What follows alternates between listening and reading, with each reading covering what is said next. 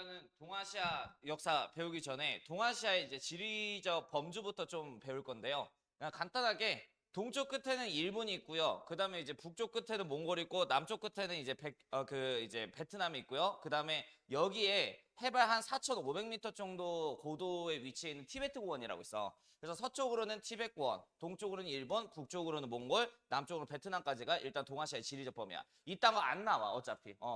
굳이 이제 신경 안 써도 돼요. 자, 일단 이제 동아시아 역사 안으로 이제 분류를 하는 그 기점이 있단 말이야. 그게 동아시아 문화권을 기준으로 잡는데 동아시아 문화권에 사요소가 있어요. 이 네 개 문화를 공통적으로 공유하고 있어야 동아시아 지역이다라고 보는 거야, 문화권상. 일단 첫 번째 유교입니다. 유교 누가 만들었어요? 저기요? 님들아 윤리하셨잖아. 문과 아니에요? 맞죠? 동사까지 왔으면 문과잖아요. 유교 누가 만들어서 공자잖아. 그 공자가 만든 중국에서 시작된 유학이 우리나라 한반도, 일본, 베트남까지 들어가. 그래서 이 유교 문화권을 공유하고 있는 게 중국, 한국, 일본, 베트남 이렇게 해서 총 4개 국가인 거예요. 자, 그다음에 이제 부처님이 만드는 게 이제 불교죠. 그래서 이 불교가 인도에서 창실됐고요. 중국으로 넘어왔고 그 불교가 중국 타서 우리나라 한반도, 일본, 베트남까지 전파가 되게 돼. 그리고 이제 여기 율령이라고 하는 게 있는데 거기다 좀 써놓으세요. 율령이 뭐냐면 그 이전 수능 동아시아사에 비해서 좀 자세한 게 많이 떨어져가지고 이런 거 좀 상세하게 좀 하나하나 설명할게. 율은 뭐냐? 중국에서 만들어진 법이야. 거기다 이제 써놔. 중국법, 중국법. 당나라에서는 법체제를 율령이라 그래요. 쉽게 말해서 여기 앞에 있는 이 율의 뜻은 뭐냐면 형법을 말해. 형법. 야들아, 형법이 뭐야? 형법이. 죄인들 조지는 거.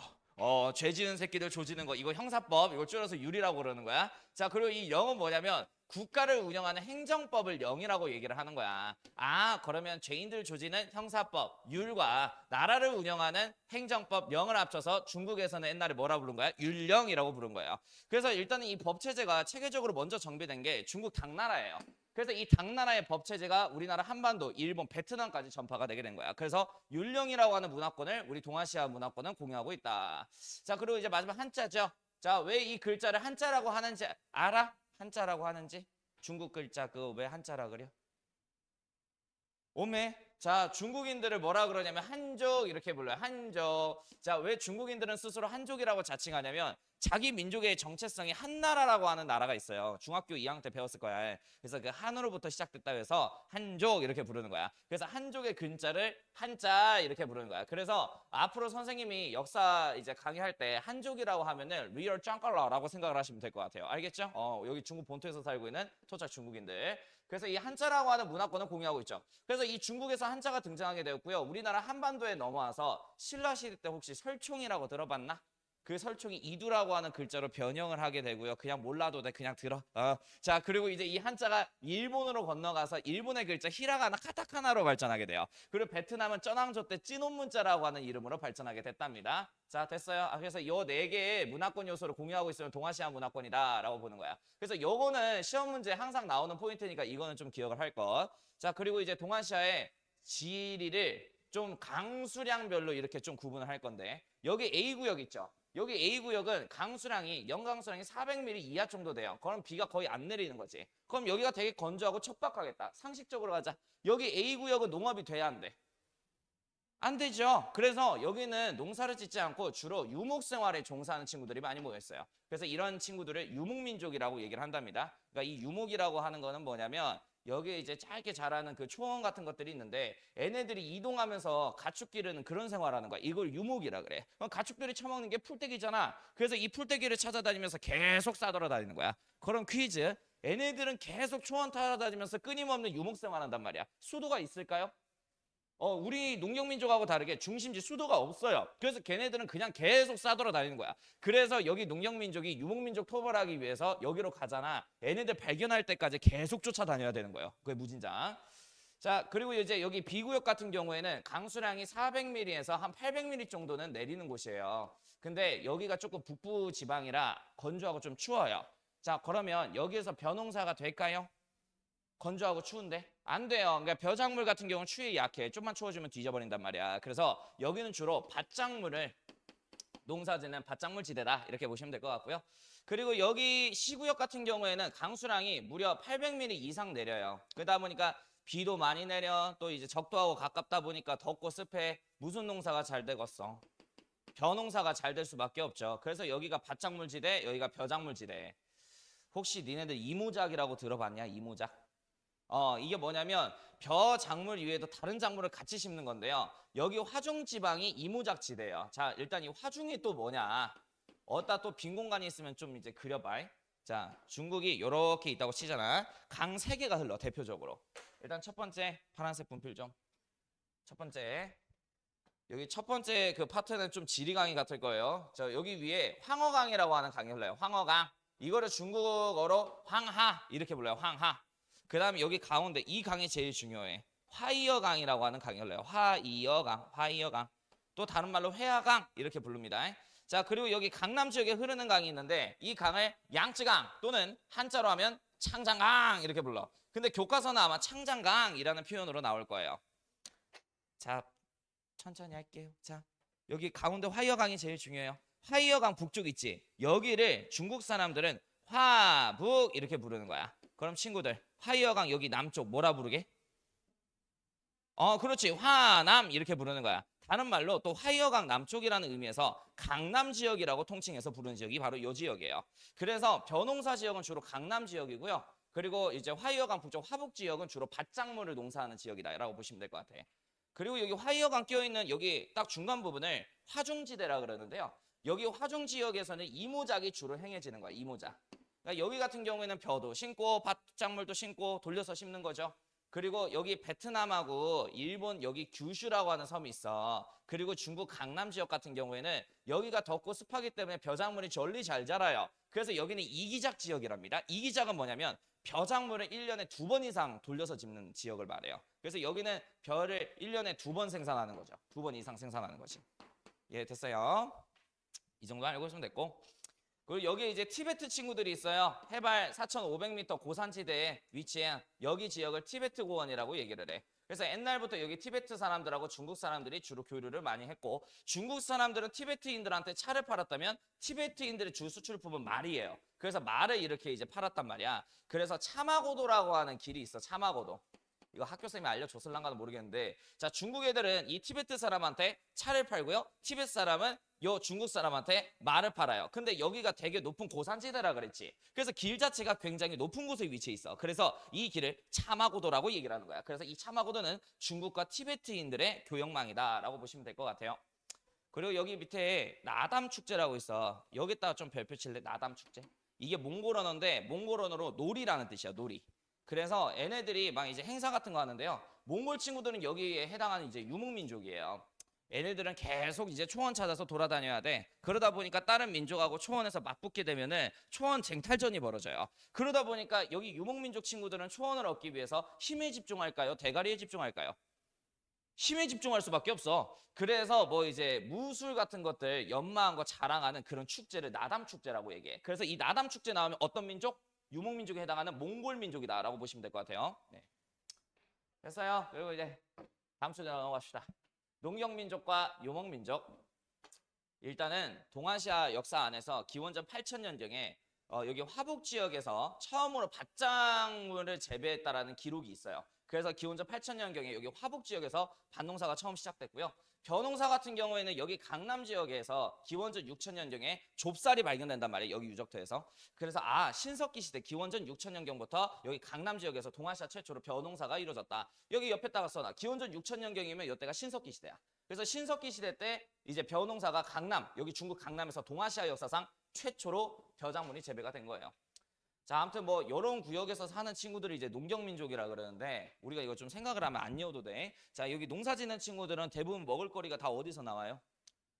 땅에서 나오잖아. 그래서 얘네들은 땅을 엄마라고 불러요. 그래서 이거를 뭐라고 그러냐면 지모신앙이라고 얘기하는 거야. 지모신앙. 그리고 밭작물을 농사하든 벼작물을 농사하든 간에 이 밭작물이든 벼작물이든 먹고 사는 게 뭐예요? 물이죠. 그래서 이 농경민족이 제일 중요시 여기는 건 수리시설 확충입니다. 그래서 수리시설이라고 하는 거는 댐을 그러니까 물을 저장하는 댐과 저수지 같은 시설이라고 생각하면 돼. 그래서 이거 잘 만든 사람을 천자, 왕으로 추대하기도 해요. 그리고 얘네들은 이제 상당히 규칙적인 생활하고 삽니다. 그래서 여기 보면 이제 농번기 시즌이라고 있어. 농번기가 딱 봐도 어떤 계절이요?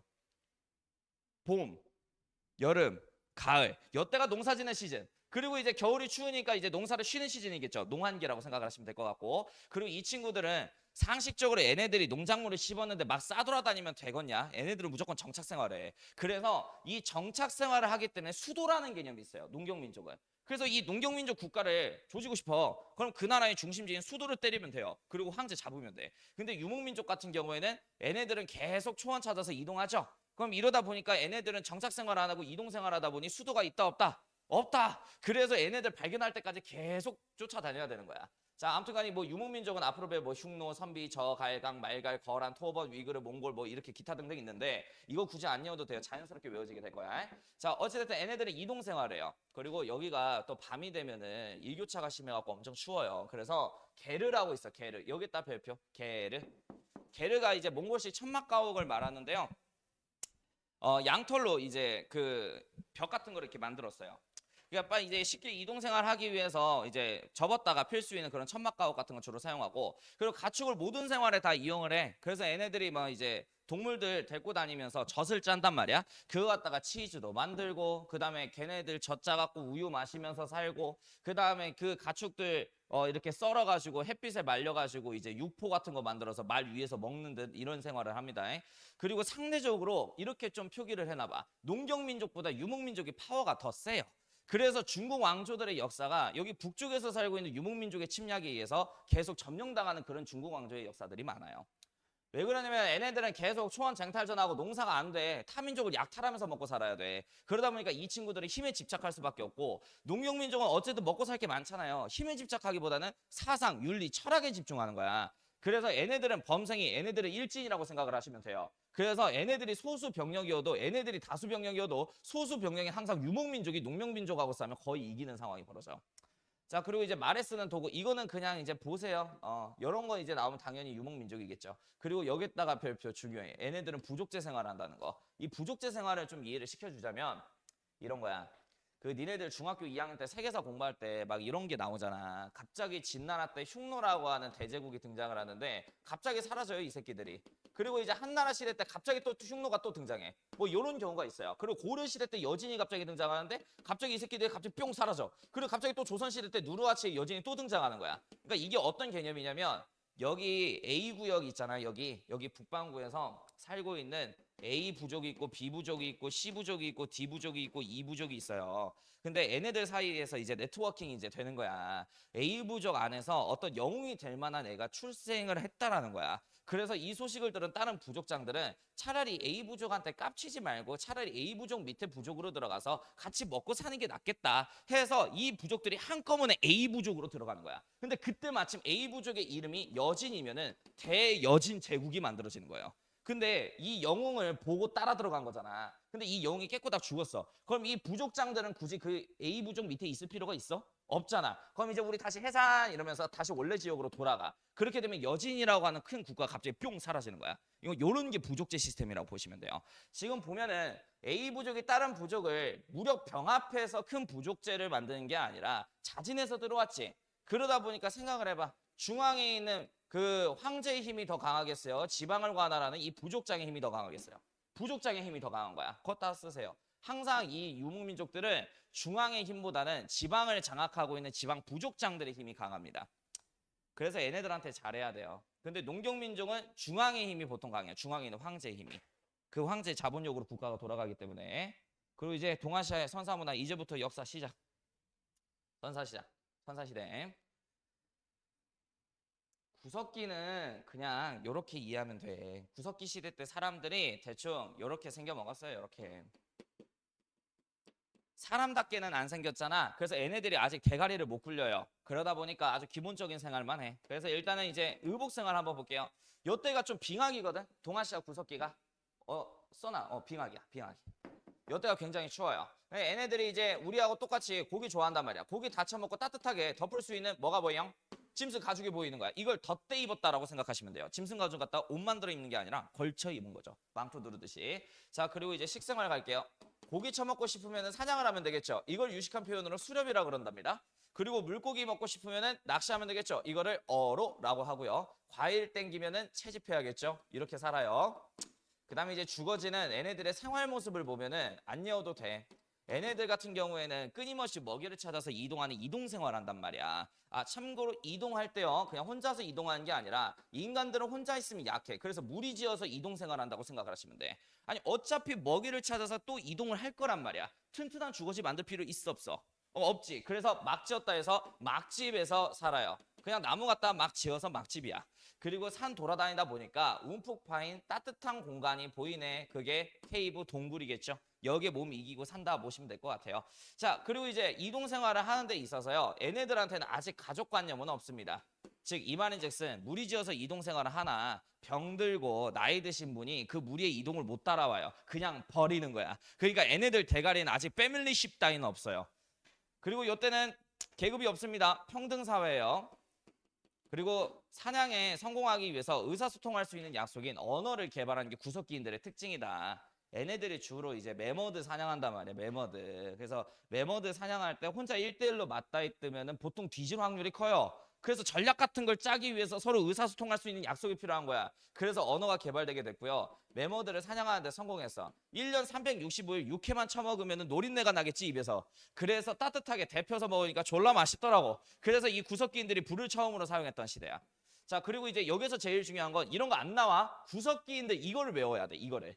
자, 일단 뭐 대표적으로 여기 중국 베이징에서 발견된 구석기 유골 딱 두 종류가 있어요. 산정동인하고 베이징인이에요. 그래서 이 산정동인 베이징이 나오면은 베이징으로 연결을 지어줘야 돼. 중국. 그리고 우리나라에서 발견된 구석기 유골이 있는데요. 평양 만달리인이 있어요. 당연히 이제 그 정원이 돼지 새끼가 살고 있는 그 평양에서 발견된 구석기 유골이야. 자, 그리고 이제 흥수아이라고 있는데요. 이 흥수아이가 청원 두루봉동굴에서 발견이 돼. 우리 한반도의 청원 두루봉동굴. 자, 이게 4살에서 한 5살 정도로 유추되는 구석기 아이의 유골입니다. 그래서 청원 두루봉동굴이 원래 석탄 캐는 석탄 공장이었는데요. 그 석탄 캐는 노동자들이 석탄 캐다가 우연찮게 발견하게 돼요. 예. 자, 그리고 여기에 좀 나오면 시험 문제에 가장 많이 나오는 게 요거야, 요거. 오키나와현. 일본 오키나와현에서 발견된 미나토가 와인이라고 있어요. 미나토가 와인. 애가 일본의 대표적인 상징적인 구석기 유골이다. 그래서 시험 문제 나올 만한 거는 베이징 나오면은 이제 산정동인 베이징인 일본 미나토가 와인, 평양 만달리인 흥수아이 이 정도만 외워도 충분하다라는 거. 자, 그리고 이제 신석기 시대 넘어갈게요. 신석기 시대에 들어가게 되면은 이제 인간들이 대가리를 쓸 수 있게 돼. 근데 아직은 빙하기 덜 끝났단 말이야. 아직은 추워. 그래서 얘네들이 따뜻하게 옷을 만들어 입어야겠다라고 이제 생각을 해요. 그래서 얘네들은 이제 가락바퀴라고 하는 도구를 개발을 했답니다. 가락바퀴는 뭐냐면은 요렇게 생긴 그 이제 돌에다가 이렇게 가운데 큰 홈을 파. 그리고 이렇게 해서 이제 이렇게 뭔가 고정시킬 수 있는 나무를 하나 껴요. 그리고 여기 조그마한 홈들을 이렇게 파는데 여기 상층부에 나무 껍질 같은 거 엮어가지고 이렇게 통과시켜서 하층부에 이렇게 엮는단 말이야. 그리고 이게 팽이 역할을 하는 거야. 이거를 오른쪽으로 팽그르르 돌리면 가운데 있는 풀떼기가 어떻게 돼? 꼬아지겠지. 이런 원리로 인해서 실을 개발하는 거야. 실을. 자, 그리고 얘네들이 실 만들었으면 꼬을 수 있는 바늘이 있어야겠죠. 그래서 짐승 쳐먹고 날카로운 게 보여요. 그게 뼈예요. 뼈. 뼈에다가 구멍 뚫어놓고 뼈 바늘로 이렇게 해서 실하고 바늘 이용해서 옷 만들어 입었던 게 신석기인들의 특징이다. 자, 제일 중요한 건 식이야, 식. 이때부터 농사라고 하는 걸 시작해. 농경. 자, 그러면은 상식적으로 우리가 생각해 봅시다. 자, 요때 이제 농사 짓기 시작한단 말이야, 신석기인들이. 그럼 농사 지었으니까 이제 싸돌아다니면 돼, 안 돼? 안 되지. 그래서 이동 생활에서 이제 정착 생활로 이제 생활 모습이 바뀔 수밖에 없는 거야. 자, 근데요, 옛날에 구석기인들은 아니 어차피 먹이를 찾아서 이동할 거 튼튼한 주거지 만들 필요 없어 이런 생각을 하고 살았단 말이야. 근데 이제는 농사 짓다 보니까 한 곳에서 계속 정착하고 살지. 튼튼한 주거지 필요해 안 필요해? 필요하다. 그렇게 해서 만들어진 게 반지하형 원룸인 움집입니다. 움집. 그래서 움집은 이렇게 땅을 파서 반지하로 만들었다는 게 특징입니다. 그래서 나뭇가지 이렇게 갖고 와가지고요. 이렇게 기둥 만들고 짐승 가죽이나 볏짚 같은 거 이렇게 둘러가지고 보온 효과를 내는 반지하형 원룸이에요. 자, 그리고 이제 얘네들이 이제 정착 생활하다 보니까 가족이라고 하는 개념이 생기기 시작해요. 그러니까 이런 거죠. 옛날에는 계속 이동했고 가족이라는 관념이 없어서 그냥 이제 생존 확률 높은 새끼들끼리 무리지어서 이동을 했단 말이야. 그런데 이제 같은 공간에서 같이 일하고 같이 밥 처먹는 존재가 생기기 시작한 거죠. 그래서 이거를 패밀리라 그러지. 그리고 이때 당시 신석기인들이 이런 생각을 한 거야. 농사 짓는데 노동력 많이 필요해 안 필요해? 필요하잖아. 그래서 뭐 예를 들어서 어떤 신석기인 하나가 있어요. 애가 이제 자기 집 장만이 꿈이야. 그래서 3달 동안 열심히 이렇게 일해가지고 움집 하나를 지었단 말이야. 그리고 애가 이제 성인이 됐어. 애도 뭔가 이제 짝짓기를 해야 될 거 아니냐. 짝짓기 하려면 여자친구가 있어야겠지. 그래서 이웃 동네에 졸라게 이쁘게 생긴 여자애가 있대요. 그래서 가가지고 자기가 만든 움집을 보여줘. 내가 3달 동안 만든 움집임. 대단하지? 이런 식으로 자기 능력 어필한단 말이야. 근데 애가 뭐 생긴 것도 뭐 괜찮은 것 같아요. 그래서 애가 마음에 들어갖고 따라 들어간단 말이야. 자, 이렇게 해서 이제 좁은 움집, 반지하형 원룸주택이라 그랬잖아. 이 반지하 원룸에서 남녀가 오붓하게 눈 마주치고 있어. 그럼 요 사이에서 뭐가 나와? 베이비. 그래서 이 베이비도 나중에 이제 성인이 되면 짝짓기를 하고 싶겠죠. 그래서 애가 이제 또 이웃마을에서 여자 하나 꼬셔가지고 결혼하겠다고 와요. 근데 이제 결혼은 승낙 받았는데 이 베이비가 이렇게 생각하는 거야. 농사 짓는데 노동력 많이 들어간단 말이야. 근데 아빠가 뻔히 농사 짓는 거 알고 있어요. 근데 내가 독립해서 살아? 내 여자친구하고 나가서? 그럼 호로 새끼죠. 그래서 이 아들내미가 이렇게 생각한 거야. 아빠 노동력 많이 필요하니까 따로 나가서 독립해서 살지 말고 아빠 움집에 똑같은 움집 만들어 놓고 옆에 움집 만들어 놓고 아빠한테 노동력 제공하면서 이렇게 살아야지. 이런 발상을 한 거야. 그리고 그 형제가 똑같은 발상을 하고 그 형제가 똑같은 발상하고 형제가 그 자식의 형제가 똑같은 발상을 한 거야. 그럼 가족들이 한 공간 안에서 모여 살죠. 이거를 뭐라 그러면 시족 사회라고 얘기를 하는 거야. 아, 그럼 선생님, 인간은 혼자 태어나고 이 혼자 태어난 애들이 생존 확률을 높이기 위해서 가족이라는 개념을 만들고 가족이 뭉치면 뭐다? 시족이다. 그리고 이 시족들이 뭉친 걸 청동기 시대 때 부족이라고 얘기를 하는 거예요. 아까 부족제 사회 얘기했잖아요. 부족이 이렇게 만들어지는 거야. 근데 신석기 시대 때는 딱 시족 관념만. 그리고 아직은 계급 사회가 아니에요. 평등 사회야, 평등 사회. 그리고 이때 신앙이 나오거든, 종교. 우리가 좀 인문학 공부할 때 생각해 봅시다. 얘네들 주된 경제생활 뭐야? 농사죠, 농사. 근데 이 농사라고 하는 게 인간 뜻대로 되는 게 있어? 아, 이거 하느님이 도와줘야 된단 말이야. 그래서 이제 아유 더워. 하느님의 역할이 많이 필요한 농사를 하다 보니까 하나님한테 빌어야죠. 아, 씨발 비 내릴 때 좀 제발 비 좀 내리게 해주세요. 뭐 이런 식으로. 그래서 종교 신앙이 나오게 되었다. 이건 이제 상식이야. 고등학교 2학년이니까. 그 토착 신앙, 옛날 고대 신앙이 딱 세 종류야. 애니미즘. 애니미즘은 뭘 숭배하는 거죠? 하도 기본적인 상식이라 교과서에 상세 설명도 없어요. 애니미즘은 뭘 숭배하는 거야? 헐. 애니는 써나, 샤갈. 정령이라는 뜻이야. 정령. 그러니까 이 세상에 있는 모든 만물에는 정령이 깃들어 있다. 이게 애니미즘이에요. 그래서 특히 뭘 많이 숭배하냐면 무생물을 많이 숭배해요. 무생물. 그래서 너네들이 나중에 수능 잘 보고 싶을 거 아니야. 그래서 수능 특강 교재를 제사밥 이렇게 딱 차려놓고 그 제사밥 앞에 수능 특강 교재를 놓고 수능 특강한테 절해. 그럼 너 무슨 신앙자야? 니네는? 애니미즘 신앙자야. 수능 특강은 생물이야 아니면 무생물이야? 무생물이잖아. 그러니까 저 책에도 정령이 깃들어 있다고 생각하고 믿는 거죠. 그래서 옛날에 뭐 돌을 숭배한다던가 뭐 개우를 숭배하다던가 우물을 숭배하다던가 나무는 아니고 해를 숭배하는 거 이런 게 애니미즘이에요. 자, 그러면은 이 무생물의 반대말은 생물이잖아요. 이 생물 숭배하는 신앙을 토템미즘 신앙이라고 얘기를 하는 거야. 그래서 이거는 살아있는 생물을 모시는 신앙이야. 그래서 뭐 동물을 숭배한다든지 아니면은 뭐 나무를 숭배한다든지 이런 게 토테미즘이에요. 그리고 우리나라에서 가장 영향력 있는 신앙 샤머니즘이에요. 이거를 귀신을 숭배하는 신앙이랍니다. 그래서 무당들 이 샤머니즘이라고 생각을 하면 돼.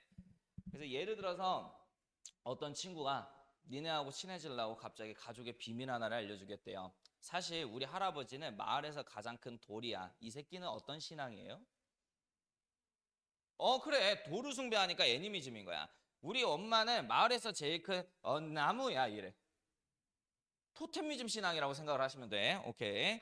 자, 그리고 이제 구석기인들은 뗀석기 사용했는데요. 얘네들은 이제 간석기 사용합니다. 머리가 좋다 보니까요. 원하는 모양으로 돌을 갈아서 만들어요. 자, 여기까지가 신석기 기본. 자, 그리고 시험 문제는 여기서 많이 나와요. 여기다가 이렇게 좀 그릴게요. 랄랄라. 잘 안 보이니까. 자, 여기에 요하강이라고 있어. 무슨 강? 요하강. 이 여기에서 이제 신석기 유적터 하나가 발견되게 되는데요. 홍산 지역에서 발견돼서 이 문화를 홍산 문화라 그래요. 그래서 이 요하강에서 등장한 신석기 문화를 뭐라 그런다? 홍산 문화. 이걸 매칭을 해야 돼. 이거는 수능 동아시아사에서 항상 1번 문제로 나오는 포인트야. 그래서 선생님들이 무조건 여기서 내요. 자, 요하강에서 등장한 문화를 뭐라 그런다? 신석기 문화를 홍산 문화라 그런다. 신석기 유물이 홍산 지역에서 많이 발견돼서. 자, 그래서 넘겨보시면요. 여기 뒤에 이렇게 사진 나와 있을 거예요. 그래서 여기에서 시험 포인트는 무조건 이렇게 나와. 해당 유물이 어떤 문화 유적인가 매칭하라 라는 식으로 나와요. 자, 그래서 요거 나오면 요 세 개 나오면 여기 요하강에서 등장한 홍산 문화라고 보면 돼요. 하나하나씩 다 설명을 할게. 지금 이거 보면은 이제 홍산톡이 이렇게 적혀 있죠. 홍산 유적터에서 발견돼서 홍산톡이라 그러는데 채도 이렇게 적혀 있을 거야. 채도. 자, 이게 뭐냐면 아휴, 야, 고고학자들은 신석기 문화권을 초기, 중기, 후기로 나눠요. 자, 가마 기술로 이제 구분을 하는 건데 신석기 초기의 특징은 채도라고 하는 토기를 사용해. 자, 가마 기술이 이때 당시엔 그렇게 크게 발전된 상태가 아니야. 그러면은 뜨거운 열 갖다가 그릇을 구울 수가 없는 거야. 그럼 흙하고 비슷한 색깔이겠죠. 그래서 여기 흙은 붉은색을 띄어요. 그래서 좀 붉은색을 띠는 거를 초기 신석기 토기인 채도라고 부르는 거야. 근데 시간이 지나게 되면서 어느 정도 이제 가마 기술이 많이 이렇게 발전했단 말이야. 그래서 더 고온으로 데필 수 있어. 그럼 검해지기 시작하겠죠. 그래서 홍색을 띠는 거를 홍도라고 얘기를 하는 거야. 그래서 홍도라고 하는 토기를 쓰면 신석기 중기 문화권이에요. 자, 그리고 이제 가마 기술이 더 발전돼 가지고요. 고온에다가 그릇을 구울 수가 있어요. 그러면 엄청 타겠죠. 까매지겠지. 그래서 흑도라고 얘기를 하는 거야. 그래서 흑도라고 하는 토기를 쓰면 무조건 후기 신석기 문화권을 갖고 있는 지역인 거예요. 그래요. 보면은 채도라 그러잖아. 채도. 그러니까 이거 뭐야. 거의 가마 기술이 없는 상태에서 만들어진 그릇 아니야. 그러지. 자, 그러니까 이거는 초기 신석기 문화권인 거야. 요하강에 있는 홍산 문화는. 그리고 여기 보시면요. 이거 이제 톡이라고 해가지고 이제 그릇이 있는데요. 이게 앞뒤가 뚫려 있어요. 그러면은 뭔가 음식을 담는 그릇으로 만든 거야? 그건 아니지. 그래서 걷다 써놔. 이거는 제사용이야. 제사용. 신한테 제사 드리기 위해서 만든 제사용 톡이지. 그 저장용 그릇은 아니에요. 제사용이에요. 제사용. 여신 얼굴상. 여신 얼굴상. 그 인간은 항상 신의 모습에 자기 이상점을 투영하는 존재거든요. 근데 그 신이 여자다 남자다? 여자다. 그러니까 홍산 문화권 사람들은 목의 중심 사회였다, 북의 중심 사회였다. 지금 말 알아듣고 있죠? 자, 봐봐. 신은 인간의 이상점을 투영해. 근데 그 인간의 이상점이 여자예요, 남자예요? 여자예요. 그럼 목의 중심 사회요, 북의 중심 사회요? 저기요, 그 북의 중심은 아빠 중심 사회고요. 목에는 엄마 중심 사회야. 그럼 여자래, 신이. 목의 중심 사회야. 그래서 신석기는 무조건 목의 중심 사회예요. 왜 그러냐면 그 아버지가 멧돼지 고기 사냥한다고 나갔는데요. 사냥 성공 확률이 거의 낮아요. 보통 멧돼지하고 맞다 있다가 뒤져서 온단 말이야. 그러면 가족을 부양해야 되는 건 엄마죠. 그래서 무조건 거의 신석기는 목의 중심 사회야. 그래서 이를 통해서 알 수 있는 거는 목의 중심 사회였다는 거. 신석기 문화권이. 자, 그리고 용 모양의 옷기. 이거 용 모양의 반지인데 요거 나오면 홍산 문화로 매칭하면 돼. 자, 그리고 이제 또 다른 강에 있는 신석기 문화 볼게요. 여기 황허강 이렇게 흐른다 그랬지? 여기 황허강 중류가 있어. 얘들아 알겠지만은 혹시 모르니까 가르칠게요. 자, 강이 시작되는 요 지역을 상류라 그래요. 상류. 내륙 쪽이 상류야. 그 다음에 여기 가운데 중류, 바다하고 연결되어 있는 쪽을 하류라 그래. 자, 일단 여기 황허강 중류 지역에서 양사어 문화가 발전돼요. 양사어 문화. 그러면은 여기도 발견된 이 유물이 발견된 곳이 어디예요? 황허강에 있는 양사호 지역이었던 거야. 자, 그래서 이 양사호 문화권의 특징이 양사호 토기를 사용하는데 거기 옆에다 써놔. 이거 채도야, 채도. 채도. 그러면 황허강 중류에서 등장한 양사호 문화는 초기 신석기 문화라는 걸 우리가 매칭할 수가 있겠네요. 그죠? 자, 그리고 이제 황허강 하류에서 등장한 걸 다원커우 문화라 그래요. 다원커우 문화. 다원커우 문화의 특징은 뭐냐면 홍도라고 하는 토기를 사용한다는 거. 자, 이 홍도는 중기 문화권이죠. 조금 이것보다 발전된 거지. 그래서 나중에 이 양사호하고 다원커우가 후기 신석기 문화로 발전하게 되는데 이거를 룽산 문화라 그래요. 룽산 문화. 그래서 이 룽산 문화 시절에는 검은 토기인 흑도를 주로 사용했다라고 보시면 될 것 같아요. 여기 룽산 문화 흑도잔 나오잖아요. 여기 이제 황허강에서 등장한 후기 신석기 문화야. 그래서 이런 거 나오면 그림 나오면 황허강 신석기 문화라고 좀 구분을 해줄 것. 그 다음에 창장가. 강남은 여기 가운데 회화강 남쪽을 뜻하는 거죠. 여기에서 발견된 거를 허무드 문화라 그래요. 강남의 허무드 유적터에서 발견돼서. 볼게요. 검은색이죠? 무슨 토기야? 흑도네. 그러면 창장강에서 등장한 허무드 문화의 특징, 후기 신석기 문화권을 갖고 있는 거네요. 그래서 여기다 별표. 이 애가 잘 나와. 돼지토기요. 그 돼지는 그 풍요로움을 상징하죠. 이 톡이 가득 이제 돼지처럼 먹을 수 있게 저장할 수 있게끔 생산 많이 하게 해주세요. 이런 염원을 담은 게 돼지토기가 있어요. 자, 그리고 요거 타나미. 요것도 별표. 타나미. 그 쌀이 탄 거예요. 탄 거. 쌀 탄 게 여기서 발견되는 거 봤을 때 강남 지역에서 무슨 농사가 이행됐다? 벼농사가 이행됐다는 거 우리가 알 수가 있죠. 그죠? 그리고 창장강에서 등장한 허무드 문화 그 다음 후기 문화가 량주 문화예요. 량주 문화. 이건 몰라도 돼요. 자, 한반도 이거 틀리면 이제 국적을 의심해봐야 돼. 빗살무늬 토기. 이거 나오면 무조건 한반도 신석기 문화인 건 아시죠? 요 두 개는 안 나오니까 굳이 모르셔도 돼요. 자, 그다음에 이제 일본 쪽 갈게요. 일본 쪽. 자, 일본은 원래 토착인들을 조몬인 이렇게 불렀거든. 그 지금 보면 일본인들이 우리나라 사람들하고 비슷하게 생겼잖아요. 근데 걔네들이 원래 진짜 일본인이 아니에요, 사실. 백제인이에요. 이게 어떻게 된 거냐면 그 백제가요, 전라도하고 충청도를 병합을 했을 때 그 백제 땅에 살고 있는 사람들이 이쪽 일본으로 넘어간 거야. 그리고 여기 있는 일본 토착인인 조문인은 홋카이도 섬, 여기 북쪽에 북해도라고 있어. 홋카이도 섬으로 몰아내고 여기 일본 열도를 차지해서 지금 그 일본이라고 하는 국가를 운영하고 있는 거예요. 그래서 사실 지금 일본 천황은 이렇게 선언했어. 이미 나는 백제 후손이다 라고 선언한 사람이란 말이야. 그리고 이 백제인의 DNA와 여기 일본 열도에 살고 있는 지금 현 일본인의 DNA가 거의 유사해요. 그러니까 같은 백제인이라고 보시면 돼요. 자, 원래 여기에서 신석기 시대에 살고 있는 친구들을 조몬인 이렇게 불렀기 때문에 이 문화를 조몬 문화라고 부르는 거야. 일본 신석기 문화를. 자, 뭐 요거 별표. 이거 진짜 잘 나와. 조몬토기. 조몬토기. 흙을 새끼줄 모양으로 꼬아가지고 만든 건데요. 요거 잘 나와요. 상당히. 맨날 수능에서 나와. 수능 동사에서. 여성형 토우라고 있어요. 자, 이게 무슨 형 토우? 여성형 토우. 토우가 흙으로 만든 인형을 말해. 근데 무슨 형? 여성형. 목의 중심이다, 북의 중심이다. 목의 중심 사회였다는 거 우리가 알 수가 있는 거죠. 자, 베트남 가겠습니다. 베트남은 지금 개편돼서 요거 딱 하나 나오더라고. 풍우엔톡이라고 해가지고 이게 후기 신석기 문화야. 베트남에서 발견된 후기 신석기 문화. 그래서 풍우엔톡이 요거 딱 기억하시면 좋을 것 같다. 이건 그냥 사진만 매칭할 수 있으면 돼요. 자, 그 다음에 이제 동아시아의 청동기 문화권으로 넘어갈게요. 청동기 문화권. 빨리 하자.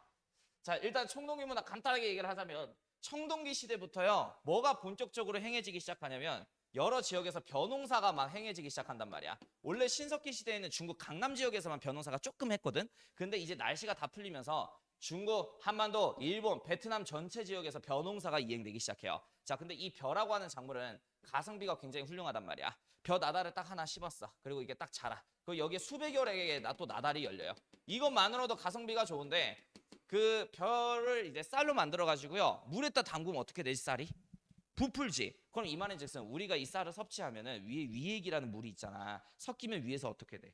부풀게 돼 있죠. 그럼 사람들은 쉽게 포만감을 느끼겠지. 자, 이렇게 해서 이 벼농사로 인해서 사람들은 포만감을 느껴. 먹고 남기는 물자들이 많이 생기기 시작해. 이거를 잉여 생산물이라고 얘기해요. 잉여 생산물. 그래서 청동기 시대 때부터는 벼농사가 이행돼서요, 생산량이 다량 나오다 보니까 먹고 남기는 잉여 생산물이 많이 나왔다. 그래서 역사학자들은 이때부터 아하, 개인이 소유할 수 있는 재산이라고 하는 개념이 등장했다고 보는 거예요. 사유재산의 개념의 등장. 근데요, 이게 인류 역사의 비극이었어요. 재산이라는 개념이 등장한 순간 서로 인간들은 서로의 재산을 빼앗기 위해서 뭘 할까요? 전쟁. 자, 이렇게 해서 청동기 시대부터 본격적으로 전쟁이 착수되게 됐고, 전쟁은 승자하고 패자로 나뉜단 말이야. 전쟁에서 이긴 애들은 지배를 하는 뭐가 되겠어? 지배층. 진 애들은 지배를 당하는 피지배 계층. 자, 이거를 우리는 흔히 계급이라고 얘기하죠. 그래서 이 사유재산의 등장으로 인해서 전쟁이 벌어졌고, 전쟁의 승자와 패자가 지배자와 피지배 계급으로 나뉘어서 계급사회가 시작된 거야. 평등사회가 청동기 때 깨진 거죠.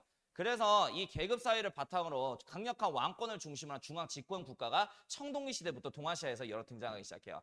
자, 요것도 매칭하면 돼. 어느 지역 청동기 문화인지. 자, 몽골 땅에서 발견된 청동기 문화예요. 자, 한번 볼게요. 청동칼 이런 건 잘 안 나오고 여기에 잘 나와. 판성묘. 자, 이 판성묘는 자, 몽골 부족장이 되졌어. 그럼 그 몽골 부족장 칸을 모시는 무덤이야. 부족장 무덤이요. 이렇게 쭈뼛쭈뼛 이렇게 솟아 있죠. 저게 우리 부족장 묻혀 있죠. 뭐 이런 의미인 거야. 그리고 여기 보면 이 사슴돌. 아, 이거 잘 나온다. 사슴돌. 몽골 가본 적 없죠? 네, 저도 가본 적 없는데요. 아무튼 간에 그 몽골 초원이 엄청 넓게 퍼져 있어요. 근데 거의 다 비슷하게 생겨서 내가 여기를 왔는지 아니면 처음 왔는지를 기억을 못 해요, 사람들이. 그래서 이 초원 내가 왔다 가요 라는 표식을 항상 하고 다니거든. 그래서 이 돌에다가 항상 사슴을 그려놔. 그래서 이거는 내가 이 초원에 한번 와본 적이 있어요 표식하는 돌이라고 생각을 하시면 돼요. 그래서 이 사슴돌은 당연히 이동, 유목생활하는 몽골 쪽에서 발견할 수가 있는 거죠. 몽골 초원 쪽에서. 그리고 이제 황허강 갈게요. 황허강. 중국에서 여러 강에서 신석기 문화가 나왔는데 청동기 문화가 형성된 곳은 황허강이 유일해요. 황허강. 자, 보면 얼리토우 궁전 있죠? 걷다가 또 써놓을 거 있어요. 이 얼리토우 궁전이 중국 역사상 최초의 국가인 하나라의 궁전으로 유추가 돼요. 하나라. 하나라. 중국의 최초의 국가예요. 문헌상. 그리고 보면 이제 옆에 청동솥 이렇게 있잖아. 이 솥이 밥하는 솥이 아니라 제사용이야, 제사용. 제사용. 그리고 옆에 청동 술잔 있죠? 청동으로 만들어진 술잔.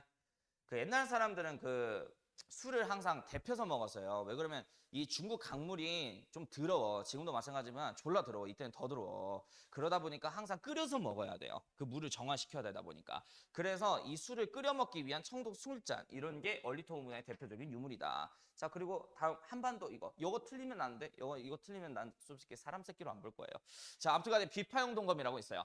중국 악기 비파 모양을 닮았다고 해서 비파용 동검이고 고인돌 우리나라 문화권인 건 당연히 아시죠? 이렇게 매칭만 하면 돼. 자세히 못 알아도 돼요. 자, 그다음에 이제 일본 유물 갈게요. 일본 유물. 자, 일본의 청동기 문화를 야요이 문화라 그래요. 야요이 문화. 당연히 이 청동기 유적터미 유물이 일본의 야요이 지역에서 발견이기 때문에 야요이 문화라 그래. 자, 이 야요이 문화의 특징 알려주자면은 한반도 사람들이 철기 시대 때 일본으로 건너가요. 그때 일본이 청동기 시대였거든. 그럼 한반도인들이 이주하면서 또 무슨 문화도 동시에 전달해 준 거야? 철기도 전달해 준 거야. 그래서 야요이 문화의 특징은 뭐냐면은 이미 동아시아가 철기 문화인 시절에 청동기 문화가 꼽혔기 때문에 철기하고 청동기를 같이 썼던 시대예요. 한반도 사람들이 청동기 시대인 일본인들에게 철기를 줬기 때문에 이 두 개가 병행 사용됐던 시대를 일본의 야요이 문화 시대라 그래. 그래서 보면 이제 동탁 이렇게 나와요. 이거 청동으로 만든 건데 이거 어떤 용도냐면 그 소 원앙 소리 있잖아. 그 소 목걸이야. 떼랭 떼랭 하는 거. 요런 거 나오면은 일본. 그다음에 뭐야 이거 시방 토성처럼 생긴 거. 요거 나오면은 일본. 이렇게 매칭만 하면 된다. 자, 이제 역사하자. 역사. 이제 하나라 갈게요. 기원전 2000년경. 하나라는 문헌상 기록된 최초의 중국 국가입니다. 그럼 여기서 말하는 이 문헌이라고 하는 거는 뭐냐면 책을 말해요. 책. 그럼 어떤 책이냐? 자, 사마천이 쓴 사기라고 하는 책이 있는데요. 이 사마천의 사기가 한나라의 무제 집권기 때 사마천이라는 학자가 쓴 책이야. 자, 이 사기 기록에 따르자면 하나라는 이런 시대래요. 대가리는 사람이고 몸뚱아리는 뱀인 새끼들이 기어다니고 그리고 대가리는 소인데 몸뚱아리는 사람인 애들이 막 뛰어다녔던 그런 시대래요. 그러니까 이거는 진짜 역사 시대로 볼 수가 있어요. 이 기록에 따르자면은 그냥 신들이 살았던 신화 시대라고 보는 거예요. 역사학자들은. 그래서 문헌상 기록된 최초의 국가인데 이 국가가 존재했다라는 뭐 유물과 유적이 발견된 건 없기 때문에 가상의 국가로 보는 거예요. 그럼 중국 사람들이 생각하는 진짜 최초의 국가는 어떤 나라냐? 바로 이 나라. 기원전 1600년경에 이제 황허강에서 등장한 상나라입니다. 상나라. 원래 상나라의 본래 이름은 은나라였어요. 왜 그러냐면 이 상나라가 원래 상이라고 불려지는지 몰랐어요. 역사학자들이. 근데 황허강 인근에 은허라고 하는 유적터가 있거든. 여기에서 저 상나라 유물들이 졸라 나와. 근데 이 나라 국호는 몰라요. 나라 이름이 뭔지는 몰라. 그래서 은어에서 나오니까 은이라고 하자 이렇게 부르다가 나중에 추가적으로 유물이 발견되면서 상이라는 국호로 원래 불렀다는 걸 알게 된 거야. 그래서 이제 상이라고도 불러요. 그래서 상 또는 은나라는 같은 나라를 칭하는 말이에요. 사실. 상나라의 특징이 신정정치래. 신정정치. 얘네들 중국인들이죠. 그럼 주된 경제생활은 농업이죠. 농업이다 보니까 이제 신한테 의지할 수밖에 없어. 그래서 항상 신한테 뜻을 물어보면서 정치를 해. 그래서 그때 했던 제사가 갑골 제사랍니다. 이 갑골이 뭔 뜻이냐면 거북이가 뼈, 골, 즉 거북이 등딱지 갖다가 제사 지내는 걸 갑골 제사라 그래. 그래서 거북이 등딱지를 하나 갖고 와요. 오랜 감으로 백성들이 지쳤어. 그러면 상나라의 천자가 백성들 앞에서 거북이 등딱지에다가 글자를 새겨 넣어요. 천자님, 내일 시방 비가 올까요? 막 이런 식으로. 그리고 이거를 이제 불로 그린단 말이야. 그리고 이제 불로 그린 자국을 보면서 천자가 하나님의 뜻을 해석하는 거야. 우리 하나님께서 내일 비를 내리시는다 와 하면서 이렇게 정치를 했던 거야. 그래서 이거를 갑골제사라고 얘기를 해요. 자, 일단 이제 상나라의 마지막 왕이 주왕인데요. 이 사람한테 별표 주왕. 그 주왕이 주지육림 폭정정치라는 걸 펼쳐요. 이 주왕은 어렸을 때 태어날 때부터 사이코 기질을 갖고 태어난 사람이랍니다. 또 궁금한 거는 무조건 해소해야 직성이 풀리는 스타일이에요. 이 사람이 뭐 고대판 731 생체 실험 그런 걸 한 사람이야 사실. 그 주왕은 어렸을 때부터 그게 궁금했었어. 나이가 좀 높아 있잖아. 옛날에 의학 상식이 없다 보니까 나이가 들었음에도 불구하고 죽지 않은 저 노파는 심장이 여러 개라 오래 사는 거라고 생각을 한 거야. 그래서 이 주왕은 그걸 직접 확인하고자 노인 하나를 잡아갖고 산채로 배를 갈라서 심장이 몇 개인지를 확인을 해요. 그리고 이제 임산부가 아이를 잉태하고 출산하는 게 너무 신기해서 아이를 잉태하기 직전에 임산부 만삭의 임산부를 데리고 와서 산채로 또 배를 갈라서 태아를 확인하고 막 그런단 말이야. 그리고 애가 이때 당시 자연재해로 인해서 백성들 먹고 살기가 힘들었는데 그 목욕하는 걸 졸라 좋아해. 반신욕하는 걸. 그래서 자기가 주로 하고 있는 그 반신욕하는 그 연못에다가 물을 다 뺀 뒤 지가 좋아하는 술 갖다가 채워요 거기를. 그리고 나무에다가 대롱대롱 고기를 걸어놔. 그래서 이거를 주지육림 폭정정치라고 하는 거야. 이게 술 주자야. 그리고 땅 연못 지자예요. 연못을 술로 채운다는 거죠. 그 다음에 고기 육자에 수풀림. 그 수풀에다가 고기를 걸어놓는 그런 폭정정치를 펼쳤다. 한나라의 왕이라고 하는 새끼가 이렇게 폭정정치를 펼치니까 당시 상나라의 신하국가였던 주나라가 있어. 이 주나라의 왕이었던 무왕이 저 왕은 덕을 잃어버렸다 해서 저 나라를 무너뜨리고자 은주혁명 쿠데타를 일으키게 돼요. 자, 이렇게 해서 주나라 무왕의 쿠데타로 인해서 상나라는 무왕에 의해서 무너지게 되고 이 주나라로 황허강의 주인이 바뀌게 됐답니다. 됐죠? 어차피 유교 쪽에서 할 거 그냥 지금 좀 설명을 할게. 자, 일단 이 주왕을 몰아내고 이 주를 만든 사람이 무왕이란 말이야. 정통성을 갖고 온 사람이. 그럼 이 무왕은 새로운 황제 자리에 올랐잖아요. 천자 자리에. 그럼 백성들한테 자기가 방금 건국한 이 주나라에 대한 정통성을 입증해야 된단 말이야. 그래서 이 무왕이 만든 게 뭐였냐면은 이제 덕치주의하고 그 다음에 천명사상이라고 하는 사상이에요. 자, 이거를 은주혁명 쿠데타의 정통성 확립의 그 사상적 도구로 씁니다. 무왕은 이때 당시 사람들한테 이렇게 얘기해요. 이전에 왕이었던 그 주왕이라고 하는 새끼가 천명을 받은 원래 존재래요. 그래서 옛날에 그 황제라는 표현 전에 중국에서는 군주를 천자 이렇게 불렀단 말이야. 하나님 자식이라는 거야. 하나님께서 모든 백성들을 다스리기가 힘드니까 하나님의 대리자로서 세상에 보낸 존재를 천자라고 불렀던 거야. 옛날에는 황제 이전에 천자라고 군주를 불렀던 거죠. 근데 이 천자는 하나님의 명을 받고 인간 세계에서 백성을 통치하기 위해서 내려온 존재이니 덕으로서 백성들을 다스려야 되는데 이전에 왕이었던 저 주왕이라고 하는 새끼는 덕을 잃어버렸다라는 거야. 고로 하나님의 명령이 이제 주왕이 아니라 무왕이 나에게 이전이 됐다라는 거예요. 그래서 내가 지금 은을 무너뜨리고 주나라를 건국했으니 이 주나라는 천명을 받은 국가이니 정통성 있는 왕조다라는 걸 백성들한테 입증한 거야. 이건 이제 유교 파트에서 나와요. 자, 그리고 이제 주나라의 지방 통치 체제를 봉건제 체제라 그러는데요. 자, 잘 들어봐요. 봉건제가 뭐냐면 자, 우리 주왕께서는요. 주나라를 이제 다스려야 돼요. 주나라 영토가 한 이때 당시 이만했거든. 근데 자기 혼자서 이 넓은 땅을 다스리기가 너무 빡세. 그래서 이 주나라의 무왕이 이렇게 생각을 하는데 가장 좀 믿을 만한 존재는 가족이잖아요. 그래서 자기 자식들을 불러. 그래서 뭐라 그러냐면 둘째야, 너 나 대신 여기 다스려라. 셋째야, 너를 이쪽 땅의 왕으로 만들어줄 테니까 나 대신 여기 다스려라. 넷째야, 너 나 대신 여기 다스려라. 다섯째야, 여기 다스리고 여섯째야, 여기 다스리고 수도인 호경은 천자인 내가 다스리마. 이런 식으로 해서 각 자식들에게 땅을 나눠줘서 각 지역의 왕으로 임명해서 각 지역의 통치권을 주는 걸 봉건제 시스템이라고 얘기를 하는 거야. 자, 이렇게 해서 이제 어쨌든 이 천자라고 하는 사람은 각 자식들한테 땅을 나눠주면서 각 지역을 다스리는 왕으로 임명해줬잖아. 이런 존재들을 제후라고 얘기를 하는 거야. 중국 역사 안에서. 근데 문제가 생겼어요. 아버지 천자한테 다스리라고 둘째가 땅을 받았는데 이 아빠한테 받은 땅이 너무 넓어. 혼자서 다스리기가 빡세. 그래서 이 제후들은 또 자기 자식들을 불러요. 뭐라 그러냐? 야, 나 혼자 여기 다스리기 힘드니까 둘째야, 나 대신 여기 왕 돼서 다스리고 셋째야, 나 대신 여기 왕 돼서 다스리고 넷째야, 여기 다스리고 다섯째야, 여기 다스려 하면서 또 땅을 나눠주기 시작하는 거야. 이렇게 해서 제후한테 땅을 분봉받은 각 왕들을 경 또는 대부라고 얘기를 하는 거예요. 근데 이 경대부도 아버지 제후한테 땅을 받았는데요. 혼자서 다스리기가 너무 넓은 것 같아요. 그래서 이 경대부가 또 자기 자식들을 불러. 그래서 둘째야 나 대신 여기 다스리고 셋째는 여기 다스리고 넷째 여기 다스려 하면서 또 각 자식들한테 땅을 분봉해서 각 지역의 왕으로 만들어주니 이들을 사라고 부르는 거야. 그래서 여기부터 여기까지 다 과족관계예요. 그래서 혈연을 중심적으로 지방을 통치하기 위한 간접 통치 체제 봉건제가 주나라 때 등장을 하게 된 거야. 이해는 되시죠? 근데 이렇게 해서 혈연을 중심으로 지방 통치 체제를 정비하면은 장점은 있죠.